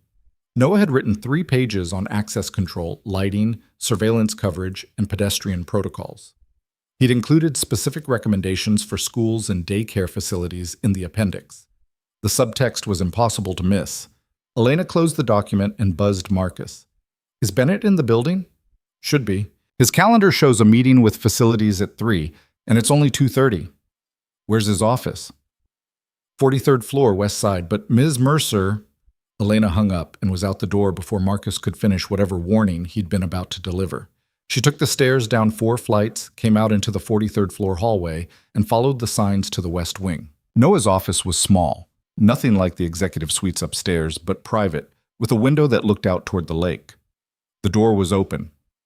Noah was sitting at his desk, typing something on his computer, a stack of building schematics spread out beside him. He was wearing dark slacks and a button-down shirt, professional but not stuffy, and he looked more like he belonged there than he ever had in a facilities uniform. Elena knocked on the doorframe. Noah looked up, and his expression did something complicated: surprise, wariness, resignation, maybe a little bit of all 3. "Miss Mercer, can I come in?" "It's your building." Elena stepped inside and closed the door behind her. Noah watched her carefully, like she might be carrying bad news. "I wanted to welcome you back," Elena said. "Officially. I know it's been a few days, but I've been busy." "Yeah, I figured." Noah leaned back in his chair. "It's fine. I didn't expect a welcome wagon." "Still, it was rude of me not to check in earlier." "Was it? I kind of thought we had an understanding. I do my job, you do yours, and we keep things professional." "Is that what we agreed to?" "It's what made sense." Elena looked around the office, at the empty shelves, the bare walls, the desk that held only a computer and the schematics. No photos, no personal items, nothing that suggested anyone actually worked here. "You haven't unpacked yet," she said. "Haven't had time, been focused on getting up to speed." "Tom says you're doing excellent work." "That's good to hear." Noah's voice was polite, distant, the same tone he'd use with any supervisor making small talk. Elena sat down in the chair across from his desk without being invited. "Are we really going to do this?" "Do what?" "Pretend we're strangers. Pretend the last 3 weeks didn't happen." Noah was quiet for a moment, and Elena could see him choosing his words carefully. "I think it's easier that way," he said finally. "For both of us. What happened before? That was complicated. This is simple. You're my boss, I'm your employee. Clean lines, clear expectations. And if I don't want clean lines, then I'd say you're making things harder than they need to be." Noah met her eyes. "You gave me a job, a good job, a fair job. Let's just leave it at that." "I can't." The words came out before Elena could stop them. "Why not?" Because every time she closed her eyes, she saw him throwing himself between Chloe and a predator. Because she'd spent 3 weeks trying to fix a mistake that kept getting bigger. Because when Marcus had asked if Noah meant something to her, she hadn't been able to answer. "Because you saved my daughter's life," Elena said instead, "and I can't just pretend that's not hanging over everything we do. It doesn't have to hang over anything. What I did for Chloe, that was separate. This," he gestured around the office, "this is business. They're not connected." "Except they are. I created this position because of what happened. We both know that. Maybe you created it because of Chloe, but I got it because I was qualified. Tom and Marcus interviewed me. They chose me based on my experience and my proposal. You weren't even in the room." "I know. I made sure of that." "So why are you here now?" Noah's voice was still calm, but there was an edge to it. "What do you want from me, Miss Mercer?" "Because I already gave you what you asked for. I applied for the job, I went through the process, I accepted the offer. I'm here, I'm doing the work. What else is there?" Elena looked at him across the desk. This man who'd lost his wife and his career and his sense of who he was, who'd taken a job he was overqualified for just to be home for his daughter, who'd walked away from Elena's help again and again because his pride mattered more than his comfort. "I don't know," she said honestly. "I just know that treating you like a stranger feels wrong. And treating me like someone you owe something to feels right." "I do owe you something." "No, you don't. We're even." More than even, actually. This job pays almost twice what I was making before. If anyone owes anyone, it's me owing you. You don't owe me anything. You earned this position. Then let me do it without all this extra weight. Noah's voice softened slightly. Look, I get it. You feel guilty. But guilt's not a good foundation for a working relationship. So let's just reset. Starting now, I'm the safety director and you're the CEO. That's it. That's all we need to be to each other? He was right. Elena knew he was right. The professional thing to do was exactly what he was suggesting. Draw clear boundaries, keep things simple, focus on the work. But something in her resisted, stubborn and irrational. What if I can't do that? She asked. Then you're going to make both our lives a lot harder than they need to be. Elena stood up. Okay, you win. Professional distance, clean lines, no complications. It's not about winning. No. It's about you being stubborn as hell and me not knowing when to quit. She walked to the door, then paused. For what it's worth, I'm glad you're back, even if we're pretending we barely know each other. She left before Noah could respond, took the stairs back up to 47, and spent the rest of the afternoon trying to convince herself she'd done the right thing. That evening, Chloe asked about Noah for the first time since he'd started back at the company. They were having dinner, takeout from the Thai place Chloe loved, and Elena was only half listening to her daughter's story about drama at recess when Chloe suddenly changed topics. Mom, did Noah get a new job yet? Elena looked up from her pad thai. What? Noah. The man who helped me. You said you'd try to find out if he was okay, and I've been waiting, but you haven't said anything. Elena put down her fork. She'd known this conversation was coming eventually, had even rehearsed a few different versions of it in her head. But now that it was actually happening, all her prepared answers felt inadequate. He did get a new job, she said carefully. Actually, he's working at my company again. Chloe's face lit up. Really? That's so great. What's he doing? He's our new safety director. It's an important position. He helps make sure the building is secure and people know what to do in emergencies. So you see him at work? Sometimes. Not as much as you'd think. We're on different floors, different schedules. Chloe picked at her spring roll thinking, can I meet him, properly? I want to say thank you. Honey, I don't know if that's... Please, Mom. He got hurt because of me, and I never even got to tell him I was okay. Don't you think he'd want to know? Elena thought about Noah in his office that afternoon, drawing lines and setting boundaries. She thought about his daughter, Emma, who he'd mentioned exactly once, the day he'd saved Chloe, and then never brought up again. Let me think about it, Elena said. That's what you always say when you mean no. It's what I always say when I mean I need time to figure something out. Elena reached across the table and squeezed Chloe's hand. I know you want to thank him, and I think that's really sweet, but it's complicated. Why? How did you explain to an 8-year-old that the man who'd saved her life didn't want to be treated like a hero? That he'd rather pretend it never happened than accept gratitude he thought he didn't deserve?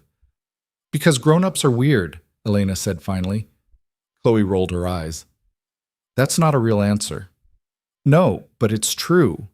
Elena picked up her fork again. Tell you what, give me a week to work it out, and then we'll talk about it again, okay? A week? 7 days. You can count them down on your calendar if you want. Chloe considered this, then nodded.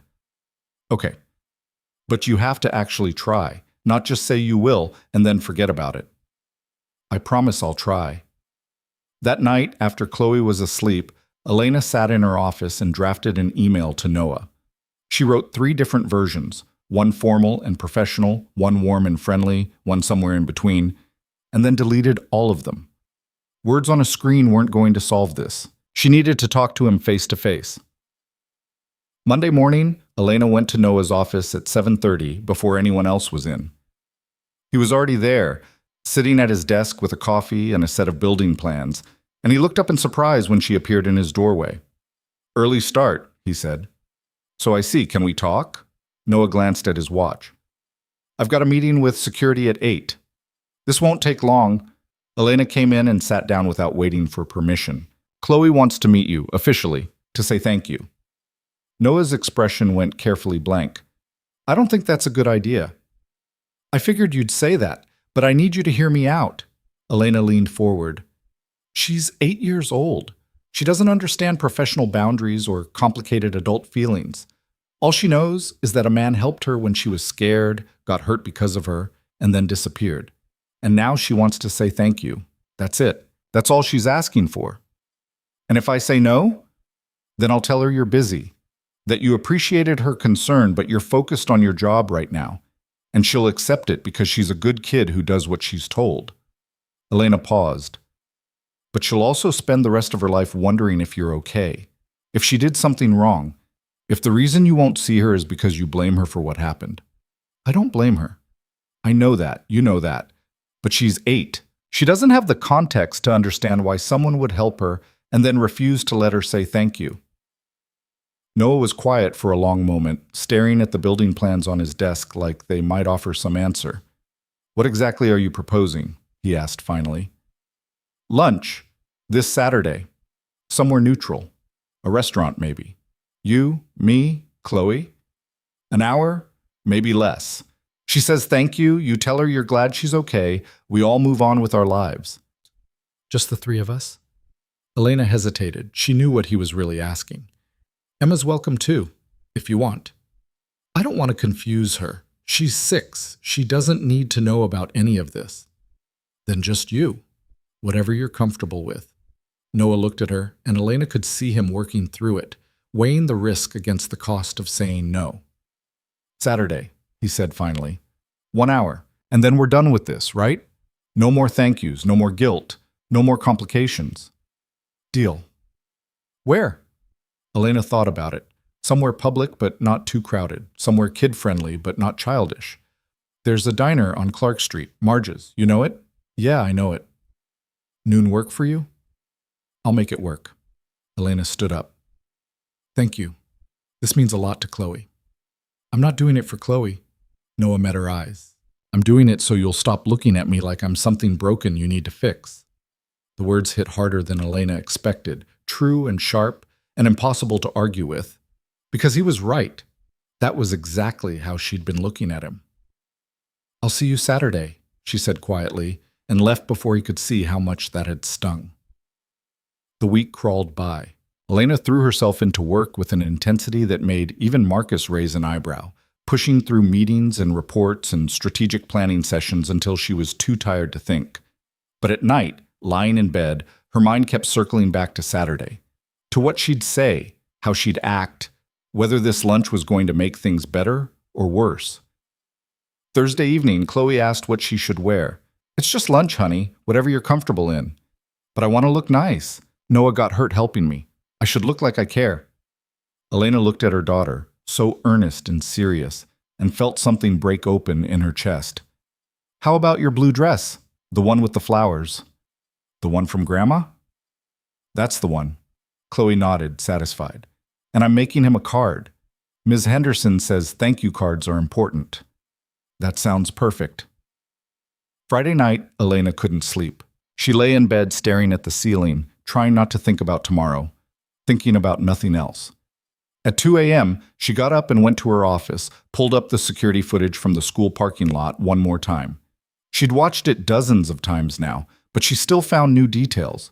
The way Noah's hands shook slightly after the car drove away, the careful way he touched Chloe's shoulder, the moment he looked toward his own car and clearly considered not going to work at all. She paused the video on his face and studied it. Pain, determination, fear he was working hard to hide, and underneath it all, a kind of resigned exhaustion that came from doing the right thing over and over and never getting any easier. Elena closed the laptop and went back to bed. This time, she slept.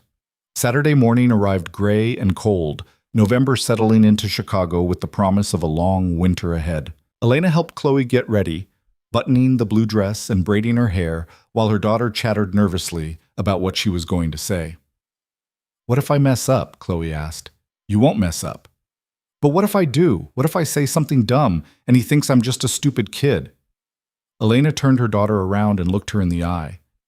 Noah doesn't think you're stupid, and even if you say something awkward, he's not going to judge you for it.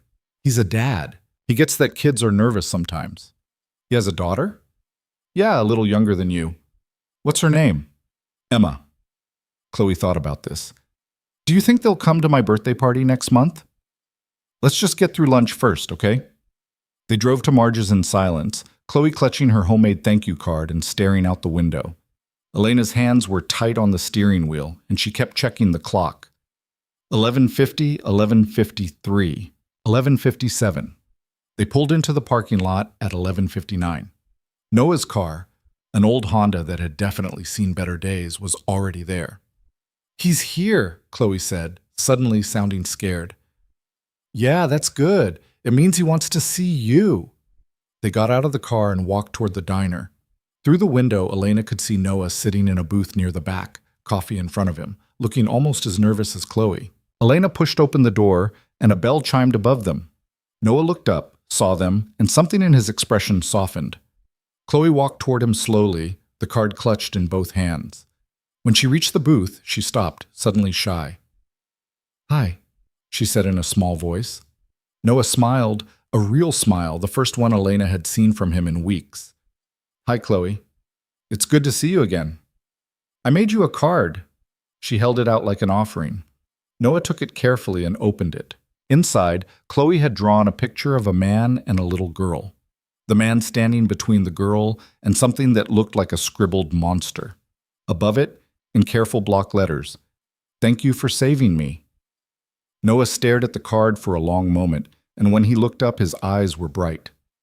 "This is perfect," he said quietly. "Thank you." Chloe climbed into the booth across from him, and Elena slid in beside her. For a moment, nobody said anything. Then Chloe, with the fearlessness only kids have, asked the question Elena had been avoiding. "Does it still hurt? Where you got hit?" Noah touched his ribs reflexively. "A little, but it's getting better. I'm sorry you got hurt." "Don't be. I'd do it again." He looked at her seriously. "You didn't do anything wrong, Chloe. What happened that morning, none of that was your fault. You understand that?" Chloe nodded, but her eyes were still worried. "Mom says the bad man got arrested." "He did. The police caught him. He can't hurt anyone else now. Because of you. Because of a lot of people doing their jobs. I just helped a little." "That's not what Mom said. She said you were a hero." Noah glanced at Elena, and she felt her cheeks flush.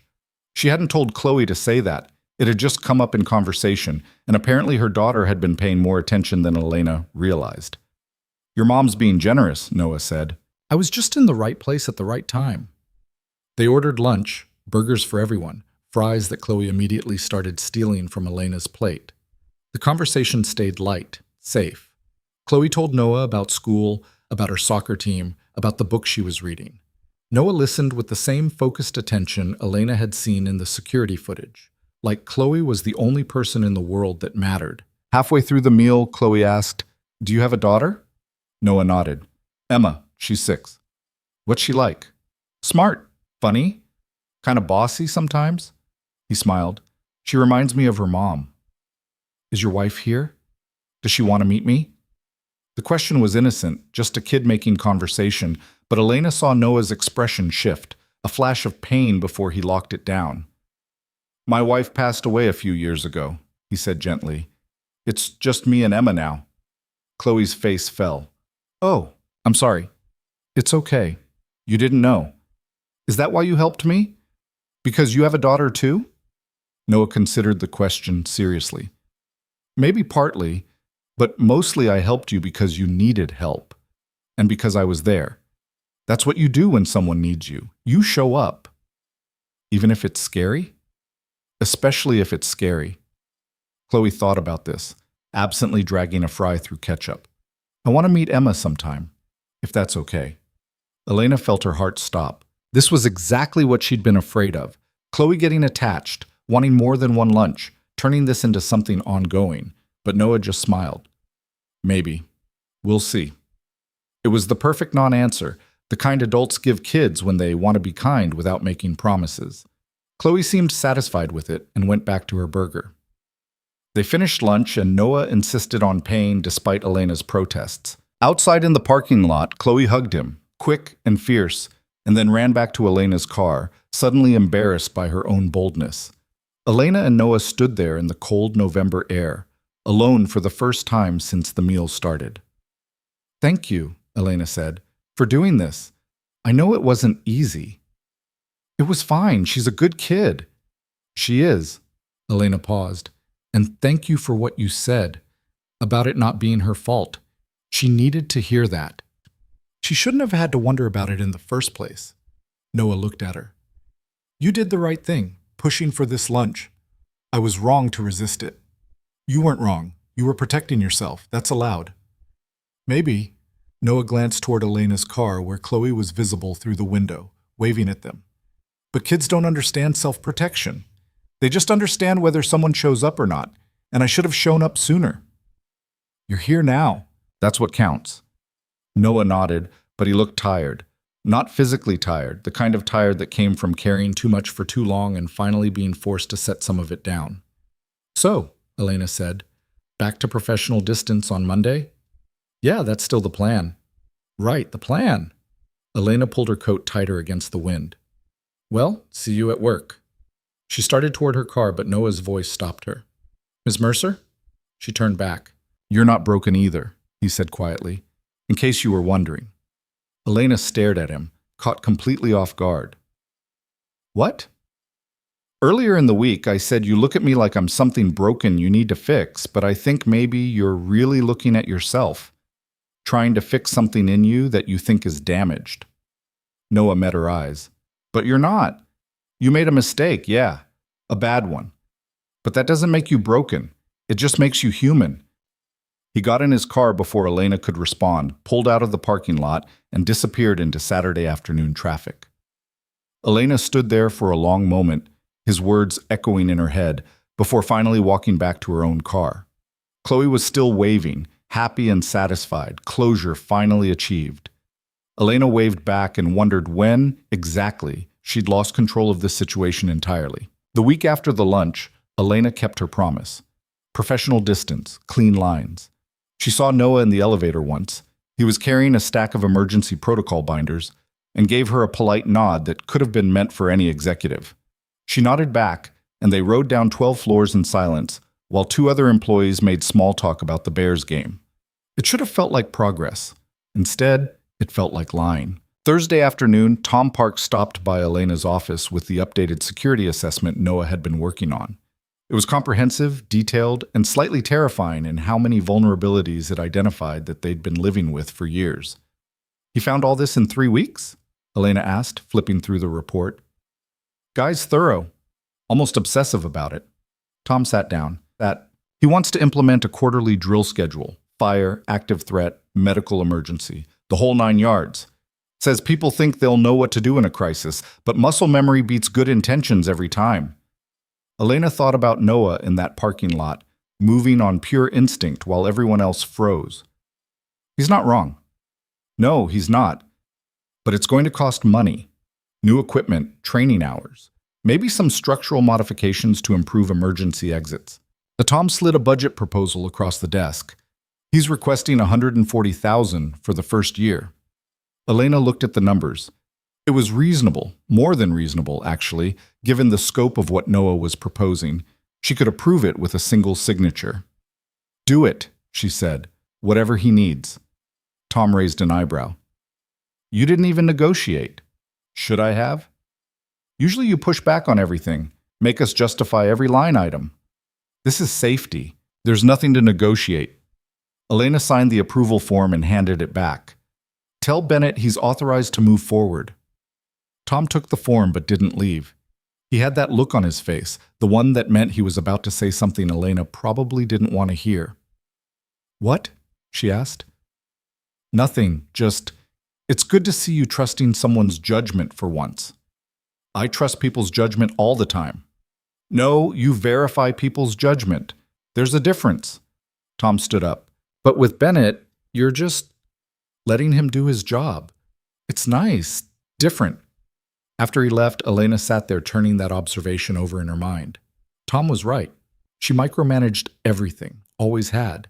It's how you built a company from nothing, by checking every detail, questioning every assumption, never taking anyone's word for anything. But with Noah, she'd read his proposals and just believed him, trusted that he knew what he was doing. When had that happened? Friday evening, Elena was leaving the office late. 8 o'clock, the building mostly empty. when she passed the 43rd floor on her way to the parking garage. On impulse, she hit the button. The elevator doors opened, and she stepped out into the quiet hallway. Noah's office light was on. Elena walked down the hall and found him at his desk, Emma asleep on the small couch he'd brought in sometime in the last week. The girl was curled up under a pink blanket, clutching a stuffed rabbit, completely dead to the world. Noah was working on his computer, occasionally glancing over to make sure she was still breathing. Elena knocked softly on the doorframe. Noah looked up, surprised. "Ms. Mercer, working late? Could ask you the same thing. Emma's school had a half day. My neighbor who usually watches her had a conflict, so..." He gestured at the sleeping child. "I brought her here. Hope that's okay." "Of course it's okay. This is exactly why we built flexibility into your schedule." Elena looked at Emma, dark curls spread across the cushion, one small hand tucked under her cheek. "She looks like you." Poor kid. She got Sarah's brains, though, thank God. It was the first time Elena had heard him say his wife's name out loud. It sounded painful coming out of his mouth, like something sharp he had to swallow. "Can I ask you something?" Elena said. "Depends on the question. That day in the hallway, you said you weren't the guy you used to be, the combat medic, the paramedic. You said he was gone." "Yeah, so?" "So I've been watching you work, the way you think about emergencies, the way you plan for worst-case scenarios. That's not someone who lost it. That's someone who knows exactly what they're doing." Noah was quiet for a moment, his eyes on Emma. "It's different when it's theoretical. When I'm writing protocols and running drills, I'm fine. I can think clearly, make good decisions. But put me in an actual emergency with someone bleeding out in front of me." He shook his head. "I don't trust myself not to freeze." "You didn't freeze with Chloe." "That was different. That was adrenaline and instinct and not having time to think. If I'd stopped to actually consider what I was doing, I probably would have talked myself out of it." "I don't believe that." Noah looked at her. "You don't have to believe it. It's still true." Elena leaned against the doorframe, studying him. "You know what I think? I think you're so afraid of failing that you've convinced yourself you already have. But the evidence doesn't support it. You saved Chloe. You're doing brilliant work here. You're raising a daughter by yourself and doing a damn good job of it. One incident doesn't erase 3 years of failures. And 3 years of grief doesn't erase 20 years of being exactly who you were trained to be." Elena pushed off the doorframe. "I should let you get back to it. Just wanted to say hi." She started to leave, but Noah spoke again. "Why do you care?" Elena turned back. "What? Why do you care whether I think I'm good at my job or not? Whether I've dealt with my wife's death? We're supposed to be keeping this professional, remember?" It was a fair question. Elena had been asking herself the same thing for weeks. "I don't know," she said honestly. "Maybe because you're the first person in a long time who's told me the truth, even when it hurt. Or maybe because watching you raise your daughter alone makes me realize how much I've been taking for granted with Chloe. Or maybe..." She trailed off. "Maybe what?" "Maybe because you remind me that there are more important things than being right all the time." Noah's expression softened slightly. "That almost sounded like personal growth, Ms. Mercer." "Don't push it, Bennett." They smiled at each other, small, careful smiles that acknowledged something shifting between them without naming it. Then Emma stirred on the couch, and Noah's attention immediately shifted to her. "I should get her home," he said. "Put her in an actual bed." "Yeah, have a good weekend." "You too." Elena left feeling lighter than she had in weeks, though she couldn't have said exactly why. The following Tuesday, Chloe brought it up again at dinner. "Mom, can Emma come over sometime?" Elena looked up from her salad. "Honey, we talked about this." "I know, but that was before. Now Noah works with you, so it's not weird anymore, right? We could have them over for dinner or something. Please?" "It's complicated." "Everything's complicated with you." Chloe stabbed at her chicken with more force than necessary. "You said I could thank Noah, and I did. But I still haven't met Emma, and I want to. Is that so bad?" "No, it's not bad. It's just..." "Just what? You don't want me to have friends?" "That's not fair. You have plenty of friends. I have friends from school who live in big houses and take fancy vacations and have parents who are married. Emma's different. She gets what it's like." Elena put down her fork. What do you mean, she gets what it's like? Chloe's eyes were suddenly bright with tears she was trying hard not to shed. Her mom died. My dad left before I was even born. We both only have one parent. Don't you think that's something? The words hit Elena like a physical blow. She'd known, intellectually, that Chloe must wonder about her father sometimes, but they never talked about it. Elena had always figured it was better to focus on what they had rather than what was missing. Apparently, she'd been wrong about that too. Oh, baby. Elena came around the table and pulled Chloe into a hug. I didn't realize you were feeling that way. I'm not sad about it or anything, Chloe said into Elena's shoulder. I just thought maybe Emma and I could be friends, because we'd understand each other. Elena held her daughter and thought about Noah's face when he talked about Emma, the way his whole world narrowed down to making sure she was okay. She thought about Emma asleep on that office couch, pink blanket and stuffed rabbit, completely trusting that her dad would keep her safe. Let me talk to Noah, Elena said finally. See if maybe they want to come over this weekend. No promises, okay? But I'll ask. Chloe pulled back, her face hopeful. Really? Really? But if he says no, you have to respect that. Deal? Deal. The next morning, Elena went to Noah's office before he'd had a chance to get buried in work. He was drinking coffee and reviewing something on his computer, and he looked tired. Bad night? She asked from the doorway. Emma had nightmares. Took 3 hours to get her back to sleep. He rubbed his eyes. What can I do for you? Elena came in and closed the door. Chloe asked if Emma could come over sometime. Play date, dinner, something casual, and before you say no, just hear me out. Ms. Mercer. She told me last night that she wants to be friends with Emma because they both only have one parent. I didn't realize she was feeling that way, and I think maybe having a friend who gets it might be good for her. Elena sat down. And maybe it would be good for Emma too. I don't know. I'm not trying to manipulate you or make this into something it's not. I'm just asking if you'd consider it. Noah was quiet for a long moment, that careful expression on his face that meant he was thinking through all the angles. When? He asked finally. This Saturday? You could come over around 4. The girls could hang out. We'll order pizza or something. Keep it simple. If it's awful, you can leave. No hard feelings. And what are we? You and me, while the kids are playing? Elena hadn't thought that far ahead. I don't know. Adults who happen to be in the same space, it doesn't have to be complicated. Everything with us is complicated. Then maybe it's time to stop making it that way. Noah looked at her for a long moment, and Elena had no idea what he was thinking. Then he nodded slowly. Okay, Saturday at 4, but I'm bringing the pizza. You've done enough. Noah, non-negotiable. You're giving up your Saturday. Least I can do is bring dinner. Elena smiled despite herself. Fine. You bring pizza. What is Chloe like? Cheese. Just cheese. She's very particular about it. Emma, too. Guess they already have something in common.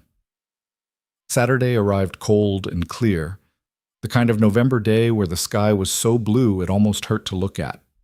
Elena spent the morning cleaning, not because the house was dirty, but because she needed something to do with her hands. Chloe helped, though mostly she just rearranged things and asked approximately 800 questions about what Emma might like. At 3:45, Chloe was standing at the front window, watching for Noah's car. At 3:58, it pulled into the driveway. They're here! Chloe practically ran to the door. Wait, Elena said. Let them actually get out of the car first. But Chloe was already opening the door, bouncing on her toes with excitement. Noah got out of the driver's side, then went around to help Emma out of her booster seat. The little girl looked nervous, holding her father's hand tight as they walked up to the house. Hi, Chloe said, way too loud. I'm Chloe. You're Emma, right? Emma nodded, half hiding behind Noah's leg. It's okay, Noah said gently. Chloe's nice. She's been excited to meet you. I have a new puzzle, Chloe said. It's really hard, like 1,000 pieces. Want to help me with it? Emma looked up at Noah, who nodded. Go ahead. I'll be right inside with Ms. Mercer if you need me. The girls disappeared into the house, Chloe chattering a mile a minute while Emma listened with wide eyes. Noah and Elena stood in the doorway, holding pizza boxes, watching their daughters navigate the awkward terrain of first meeting small talk. Well, Noah said, that went better than I expected. Chloe could make friends with a rock. Don't worry, Emma will be talking just as much within 10 minutes. They went inside. The girls had already claimed the living room floor and were dumping puzzle pieces out of the box. Elena showed Noah to the kitchen, where he set down the pizzas and immediately looked uncomfortable. Nice place, he said, looking around at the high ceilings and the designer appliances. It's too big for just the two of us. I bought it to prove I could, and now I'm stuck with it. Elena got plates down from the cabinet. You want something to drink? Beer, wine, water? Water's fine. They stood in the kitchen, awkward as teenagers at a school dance, until Emma's laugh floated in from the living room. It was a sound Noah clearly didn't hear often enough because his whole face changed when he heard it. She doesn't laugh much anymore, he said quietly. Not since Sarah died. Grief's hard on kids. Yeah, and I'm not always great at helping her through it. I'm too busy trying to hold my own stuff together. Noah leaned against the counter. Some days I feel like I'm failing her. You're not. Trust me, I've seen enough bad parents to know the difference. You're doing everything right. Doesn't always feel that way. Elena poured water into 2 glasses and handed him one. Can I ask you something? About Sarah? Noah tensed slightly but nodded. Do you talk about her with Emma, or is it too hard? We talk about her sometimes. Emma asks questions, and I try to answer them honestly. But yeah, it's hard. Every time I say Sarah's name, I feel like I'm ripping open something that's trying to heal. He took a drink of water. Why do you ask? Because Chloe asked about her father last week for the first time in years, and I realized I've been avoiding the topic because I didn't want to deal with my own feelings about it. And I'm wondering if that was the right call or if I just screwed up. What did you tell her? That he left before she was born, that it was his choice, not hers, that she has everything she needs right here. Elena stared into her water glass. But I don't know if that's enough. There's no enough. You just do the best you can and hope it doesn't completely wreck them. Noah smiled sadly. Welcome to parenting solo. It's terrifying. You seem like you have it figured out. I'm faking it. Every single day I'm just faking it and hoping Emma doesn't notice. They were quiet for a moment, the sounds of the girls playing drifting in from the other room. Then Noah spoke again. You asked me once why I care what you think, why I won't just take help when it's offered. Yeah.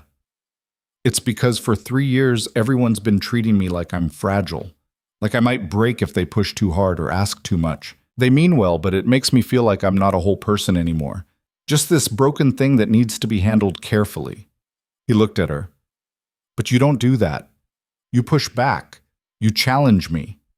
You expect me to be better, and that's the first time in a long time anyone's treated me like I'm still capable of more than just surviving. Elena felt her throat tighten. I'm not that nice. I'm just bossy and controlling and bad at letting things go. Yeah, you are. But you're also honest. And right now, honest is what I need more than nice. They looked at each other across the kitchen, and Elena felt something shift, some wall that had been standing between them finally cracking open. The pizza's getting cold, she said, because she didn't know what else to say. Yeah, we should feed the kids.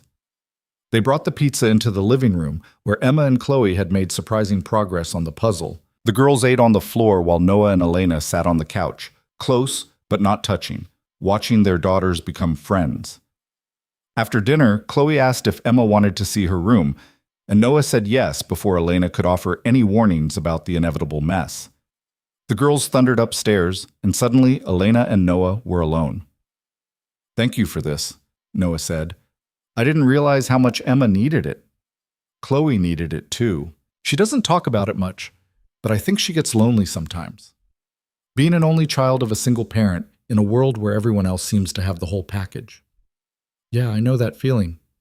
They were sitting closer than they meant to. Elena could feel the warmth of him next to her on the couch. Could smell his soap or his shampoo or whatever it was that made him smell clean and solid and real. Can I tell you something? Elena said. Sure. That day I fired you in my office. I knew something was wrong. I could see you were hurt, that you could barely stand up, and I fired you anyway, because being right mattered more than being kind. You didn't know what had happened. I didn't ask. That's the thing. I didn't even try to find out. I just assumed you were being disrespectful, and I reacted. Elena turned to look at him. And I've spent the last 6 weeks trying to fix that mistake. But the truth is, I can't fix it. I can give you a job, I can approve your budgets, I can invite you and Emma over for pizza, but none of that changes the fact that when it mattered, I chose policy over people. And that's on me. Noah was quiet, and Elena braced herself for him to agree, to confirm what she'd already known, that she was exactly as cold as everyone thought. But instead he said, "You know what I remember about that morning? You didn't yell, you didn't make a scene. You just stated facts and made a decision based on the information you had.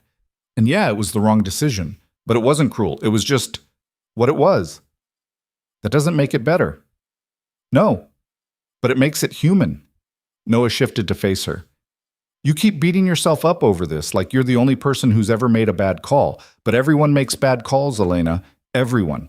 The difference is what you do after. And what you've done is try like hell to make it right, even when I kept telling you not to. That counts for something." It was the first time he'd used her first name, and hearing it in his voice did something to her she wasn't prepared for. "I don't know how to let this go," she said quietly. "Then don't.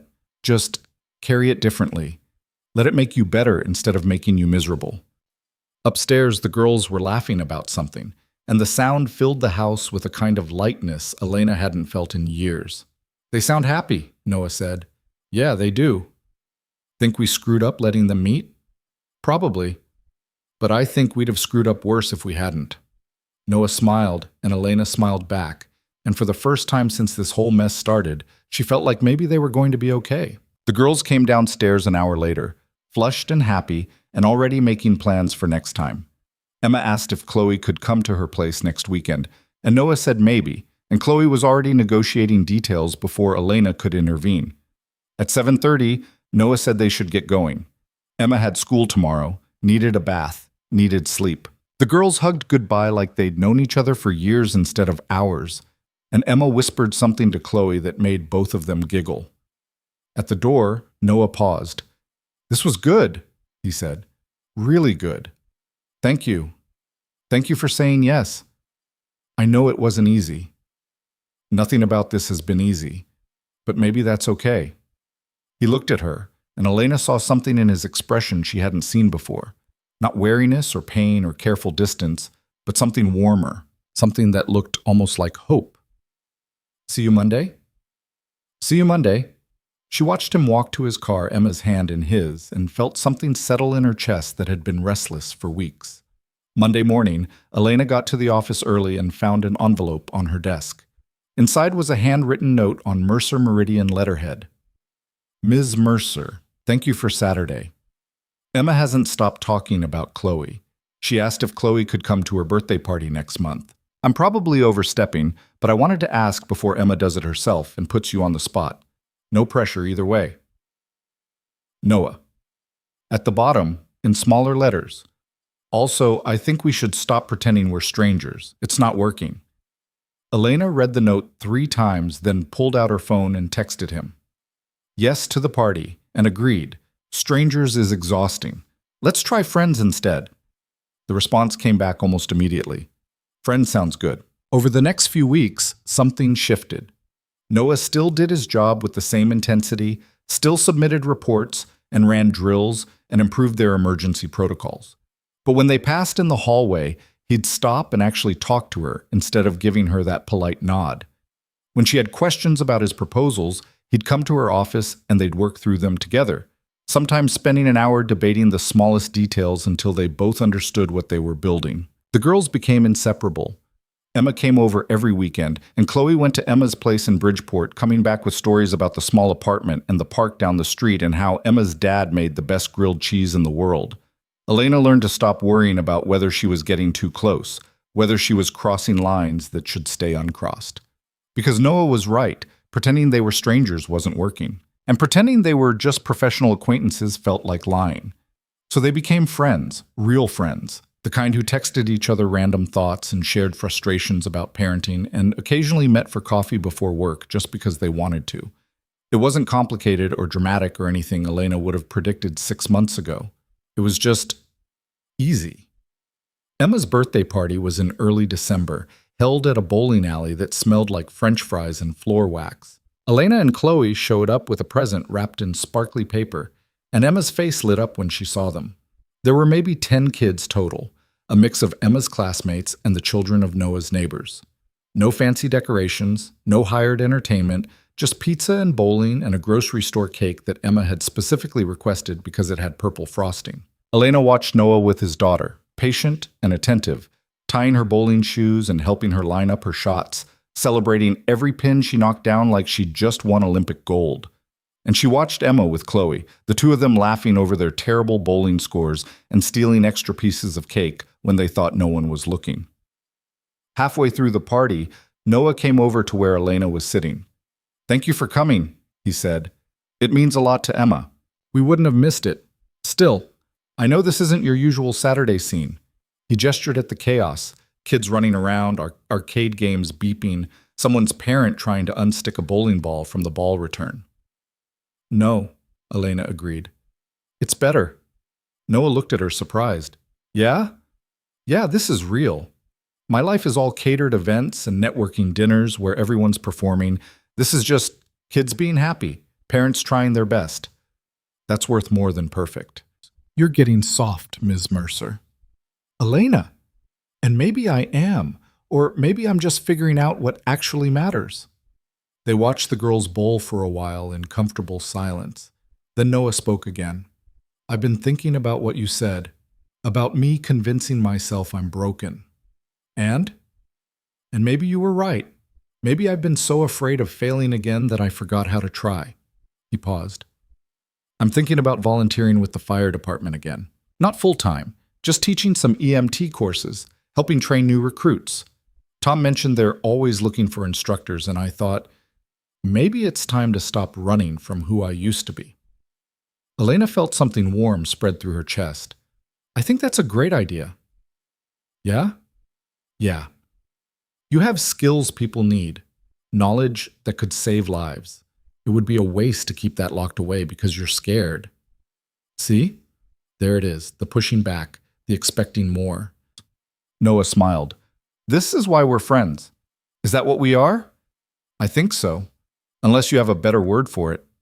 Elena thought about the last 2 months, the conversations and the shared meals and the slow, careful way they'd learned to trust each other. The way she'd started looking forward to Monday mornings because it meant seeing him at work. The way her house felt emptier on weekends when Chloe went to Emma's place and she was alone with her thoughts.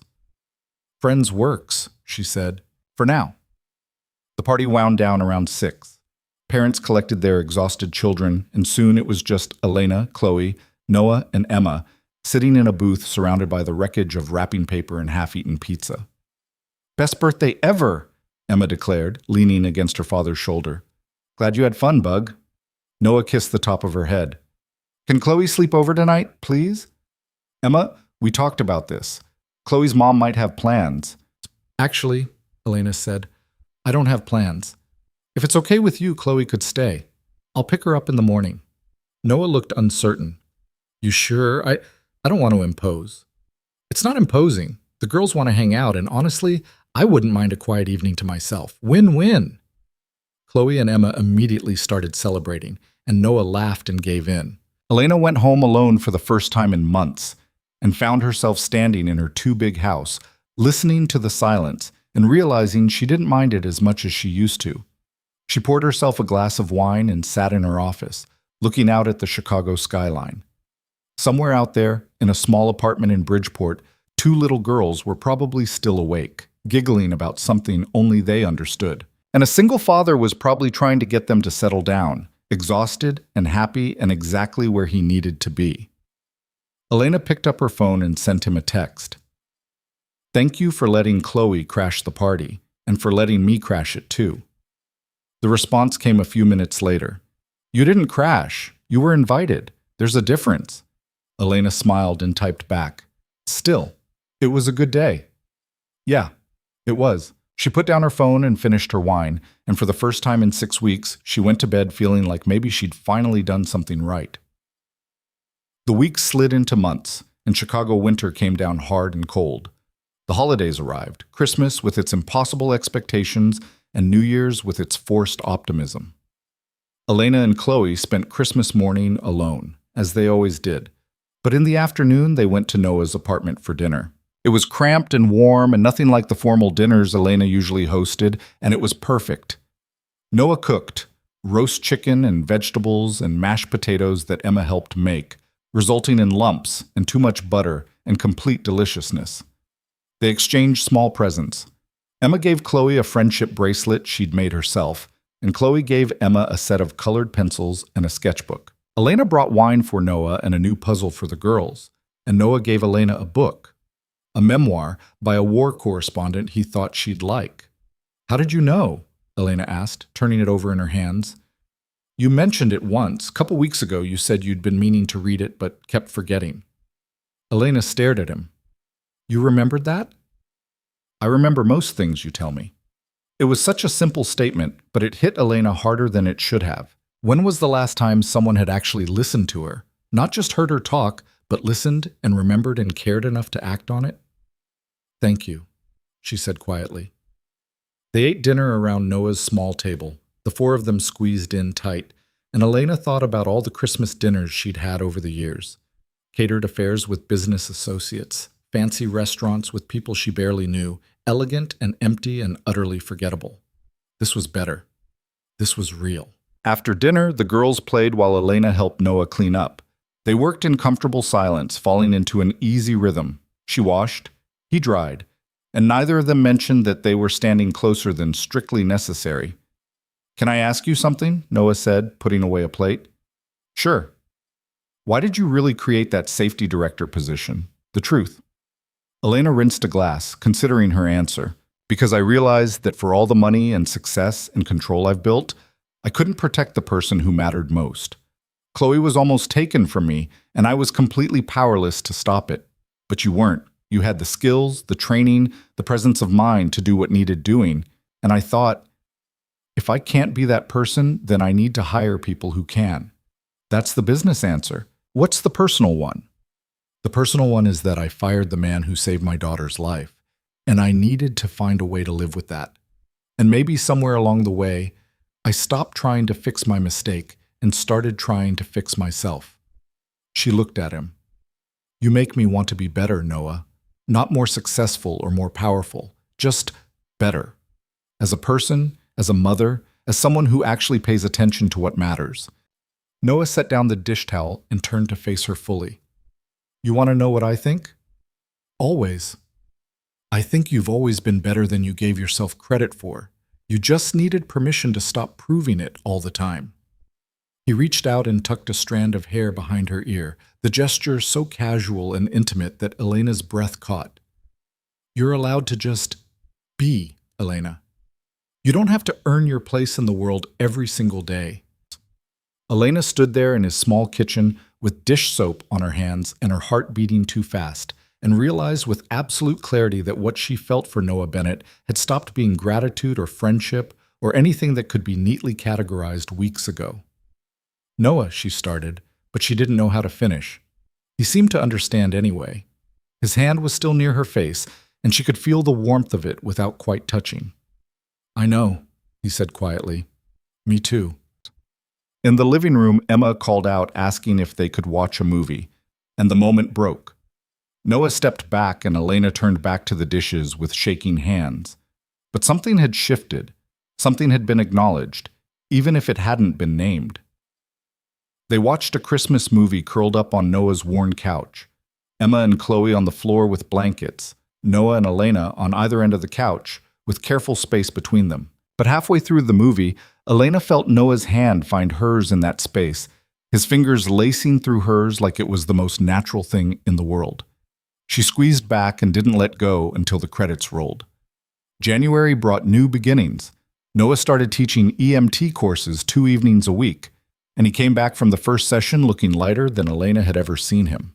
He told her about it over coffee one morning, how terrifying it had been to walk into that classroom, how sure he'd been that he'd freeze up or forget everything.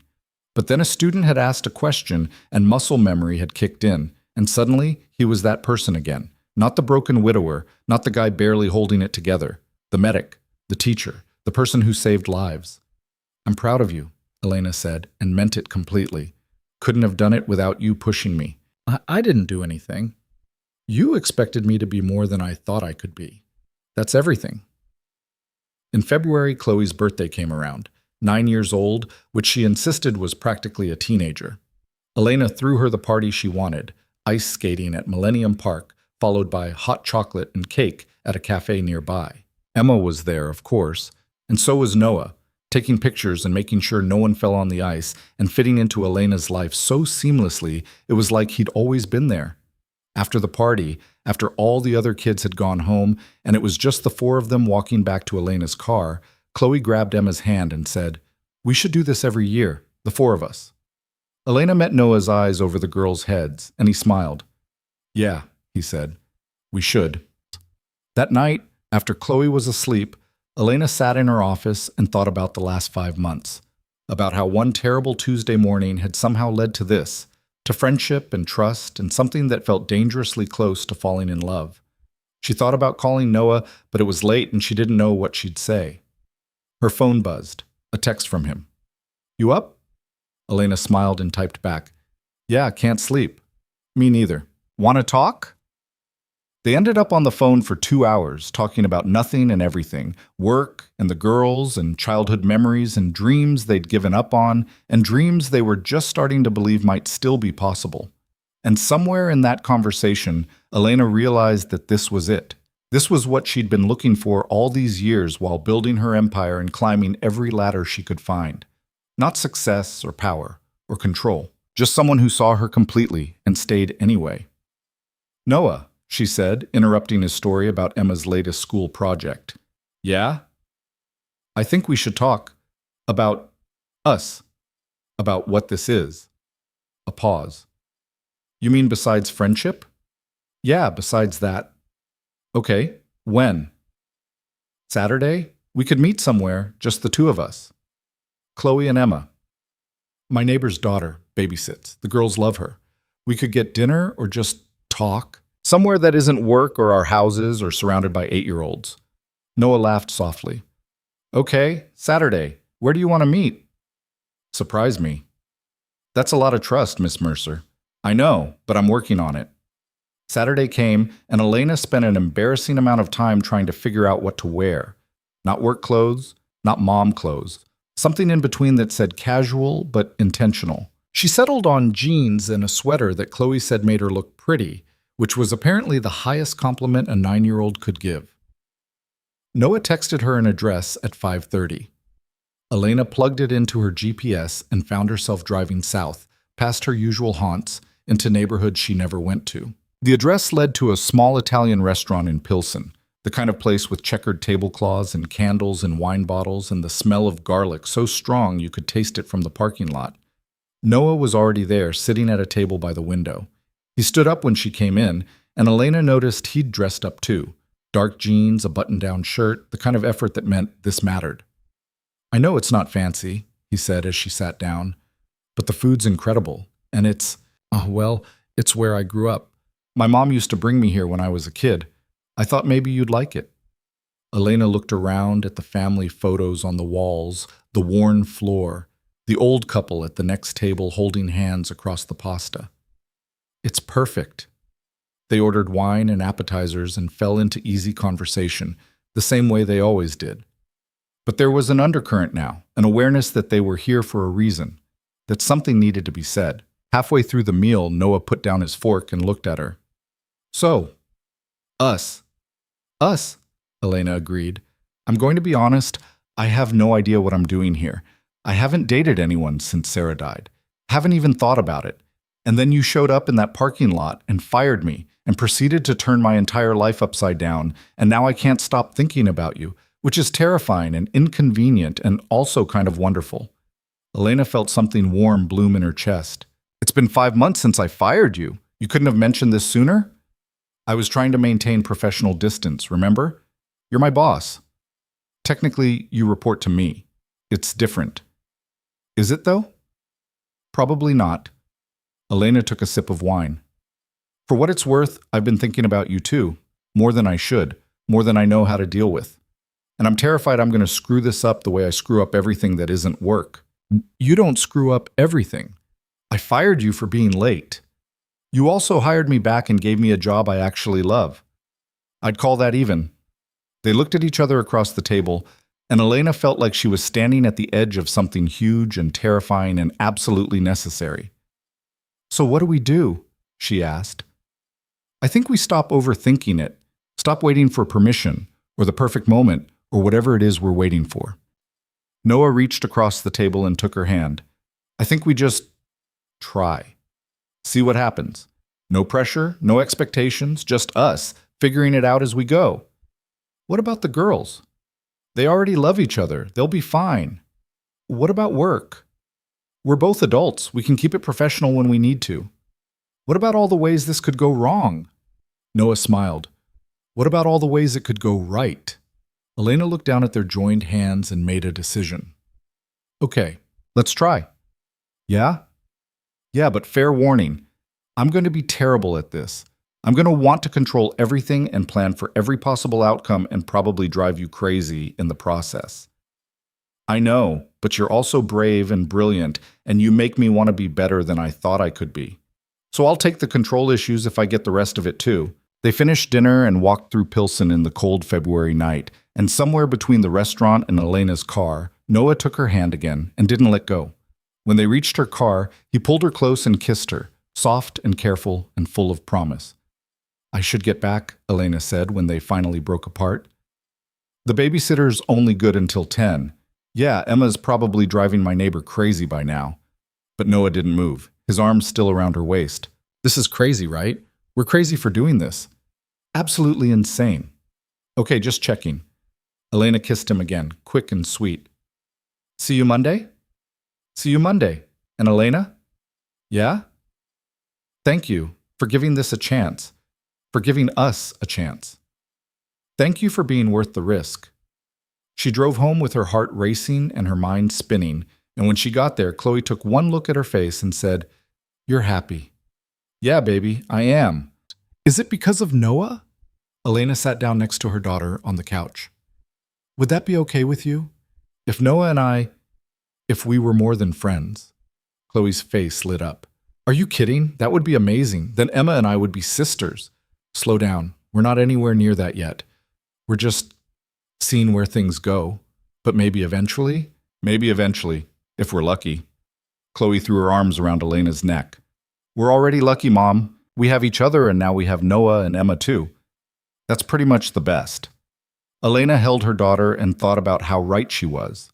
5 months ago, she'd had her company and her house and her carefully controlled life. And now she had this, messy and complicated and uncertain and absolutely perfect. The next few months were a lesson in learning to let go. Elena had to learn to trust that Noah meant what he said when he said he wasn't going anywhere. Had to learn that she didn't need to be perfect for him to want her. Had to learn that sometimes the best plan was no plan at all, just showing up and trying and being willing to fail. Noah introduced her to his neighbors, to the community he'd built in Bridgeport for himself and Emma. Simple people with complicated lives who welcomed Elena without judgment and taught her that worth wasn't measured in net worth. Elena introduced Noah to her world too, the charity dinners and business events where she needed a date who wouldn't be intimidated by the wealth and power on display. Noah wore a suit and made conversation and never once seemed impressed by any of it, which somehow made Elena love him more. The girls were thrilled, treating the relationship like a foregone conclusion and planning their future as sisters with the confidence only children could muster. Emma started calling Elena's house our house too, and Chloe started leaving clothes at Noah's apartment for the weekends she spent there. In April, 6 months after that first terrible morning, Elena stood in her office looking out at the city and thought about how much had changed. The company was thriving, better than ever actually, now that she'd learned to delegate and trust her team. Chloe was happy and secure and growing into herself. And Elena had something she'd never thought she'd find, a partner who saw her completely and loved her anyway. Her phone buzzed. A text from Noah. Lunch? There's something I want to ask you. Elena smiled and typed back. My office or yours? Neutral ground, that coffee shop on the corner. 20 minutes? I'll be there. She grabbed her coat and headed for the elevator, wondering what Noah wanted to talk about. They'd been dancing around the question of what came next, whether this was temporary or building towards something permanent. But Noah was patient, willing to let things unfold naturally, and Elena was learning to be patient too. The coffee shop was busy with the lunch rush, but Noah had snagged a table in the corner. He stood up when she came in, kissed her hello, still strange and wonderful that she could do that now, and pulled out her chair. "You're nervous," Elena said, studying his face. "Little bit. What's wrong?" "Nothing's wrong, just there's something we need to talk about, and I'm not sure how you're going to take it." Elena's stomach dropped. This was it. He was going to end it, to say it had been fun, but he'd realized they were too different, that it would never work. "Okay," she said carefully. "I'm listening." Noah took a breath. "My lease is up in 2 months, and the landlord's raising the rent. Not by much, but enough that I've been thinking about moving. Finding somewhere with more space for Emma, maybe a better school district." "That makes sense." "Yeah, so I've been looking around, and I found a couple places that might work. But here's the thing, Emma doesn't want to move." "Why not?" "Because she doesn't want to be farther away from Chloe. Or from you." Noah reached across the table and took Elena's hand. "And honestly, neither do I. I like being close. I like being able to see you on a random Tuesday just because. I like that the girls can walk back and forth between our places on the weekends. So don't move, stay in Bridgeport." "That's one option. But there's another one, and I wanted to run it by you before Emma brings it up herself, because you know she will." Elena's heart started beating faster. "What's the other option?" "We could move in together, you, me, the girls. Your house is big enough for all of us, and Emma already thinks of it as home anyway. We'd split expenses, share responsibilities, figure it out as we go." He paused. "I know it's fast. I know we've only been together a few months. But this feels right, Elena. It feels like where we're headed anyway, so why wait?" Elena stared at him, her mind racing through 1,000 objections and 1,000 reasons why this was too soon, too risky, too much. But underneath all of that was something simpler and clearer. She wanted this. Wanted him and Emma in her house, in her life, permanently. "What about work?" she asked. "People are going to talk. Let them talk. We're not doing anything wrong. What if it doesn't work out? What if we're terrible at living together and we end up hating each other? Then we'll figure it out. But I don't think that's going to happen." Noah squeezed her hand. "I love you, Elena. I should have said it sooner, but I love you.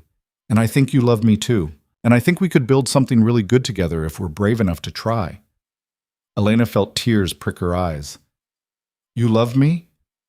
"Yeah. Pretty much from the moment you showed up at that urgent care clinic looking like you wanted to fight someone on my behalf. Maybe even before that. I fired you. And then you spent weeks trying to make it right. Nobody's perfect, Elena. But you're perfect for me." She laughed through the tears. "That's the cheesiest thing I've ever heard." "Doesn't make it less true." Elena thought about her big empty house and how full it felt when Noah and Emma were there. She thought about Chloe's face when she talked about Emma being her sister.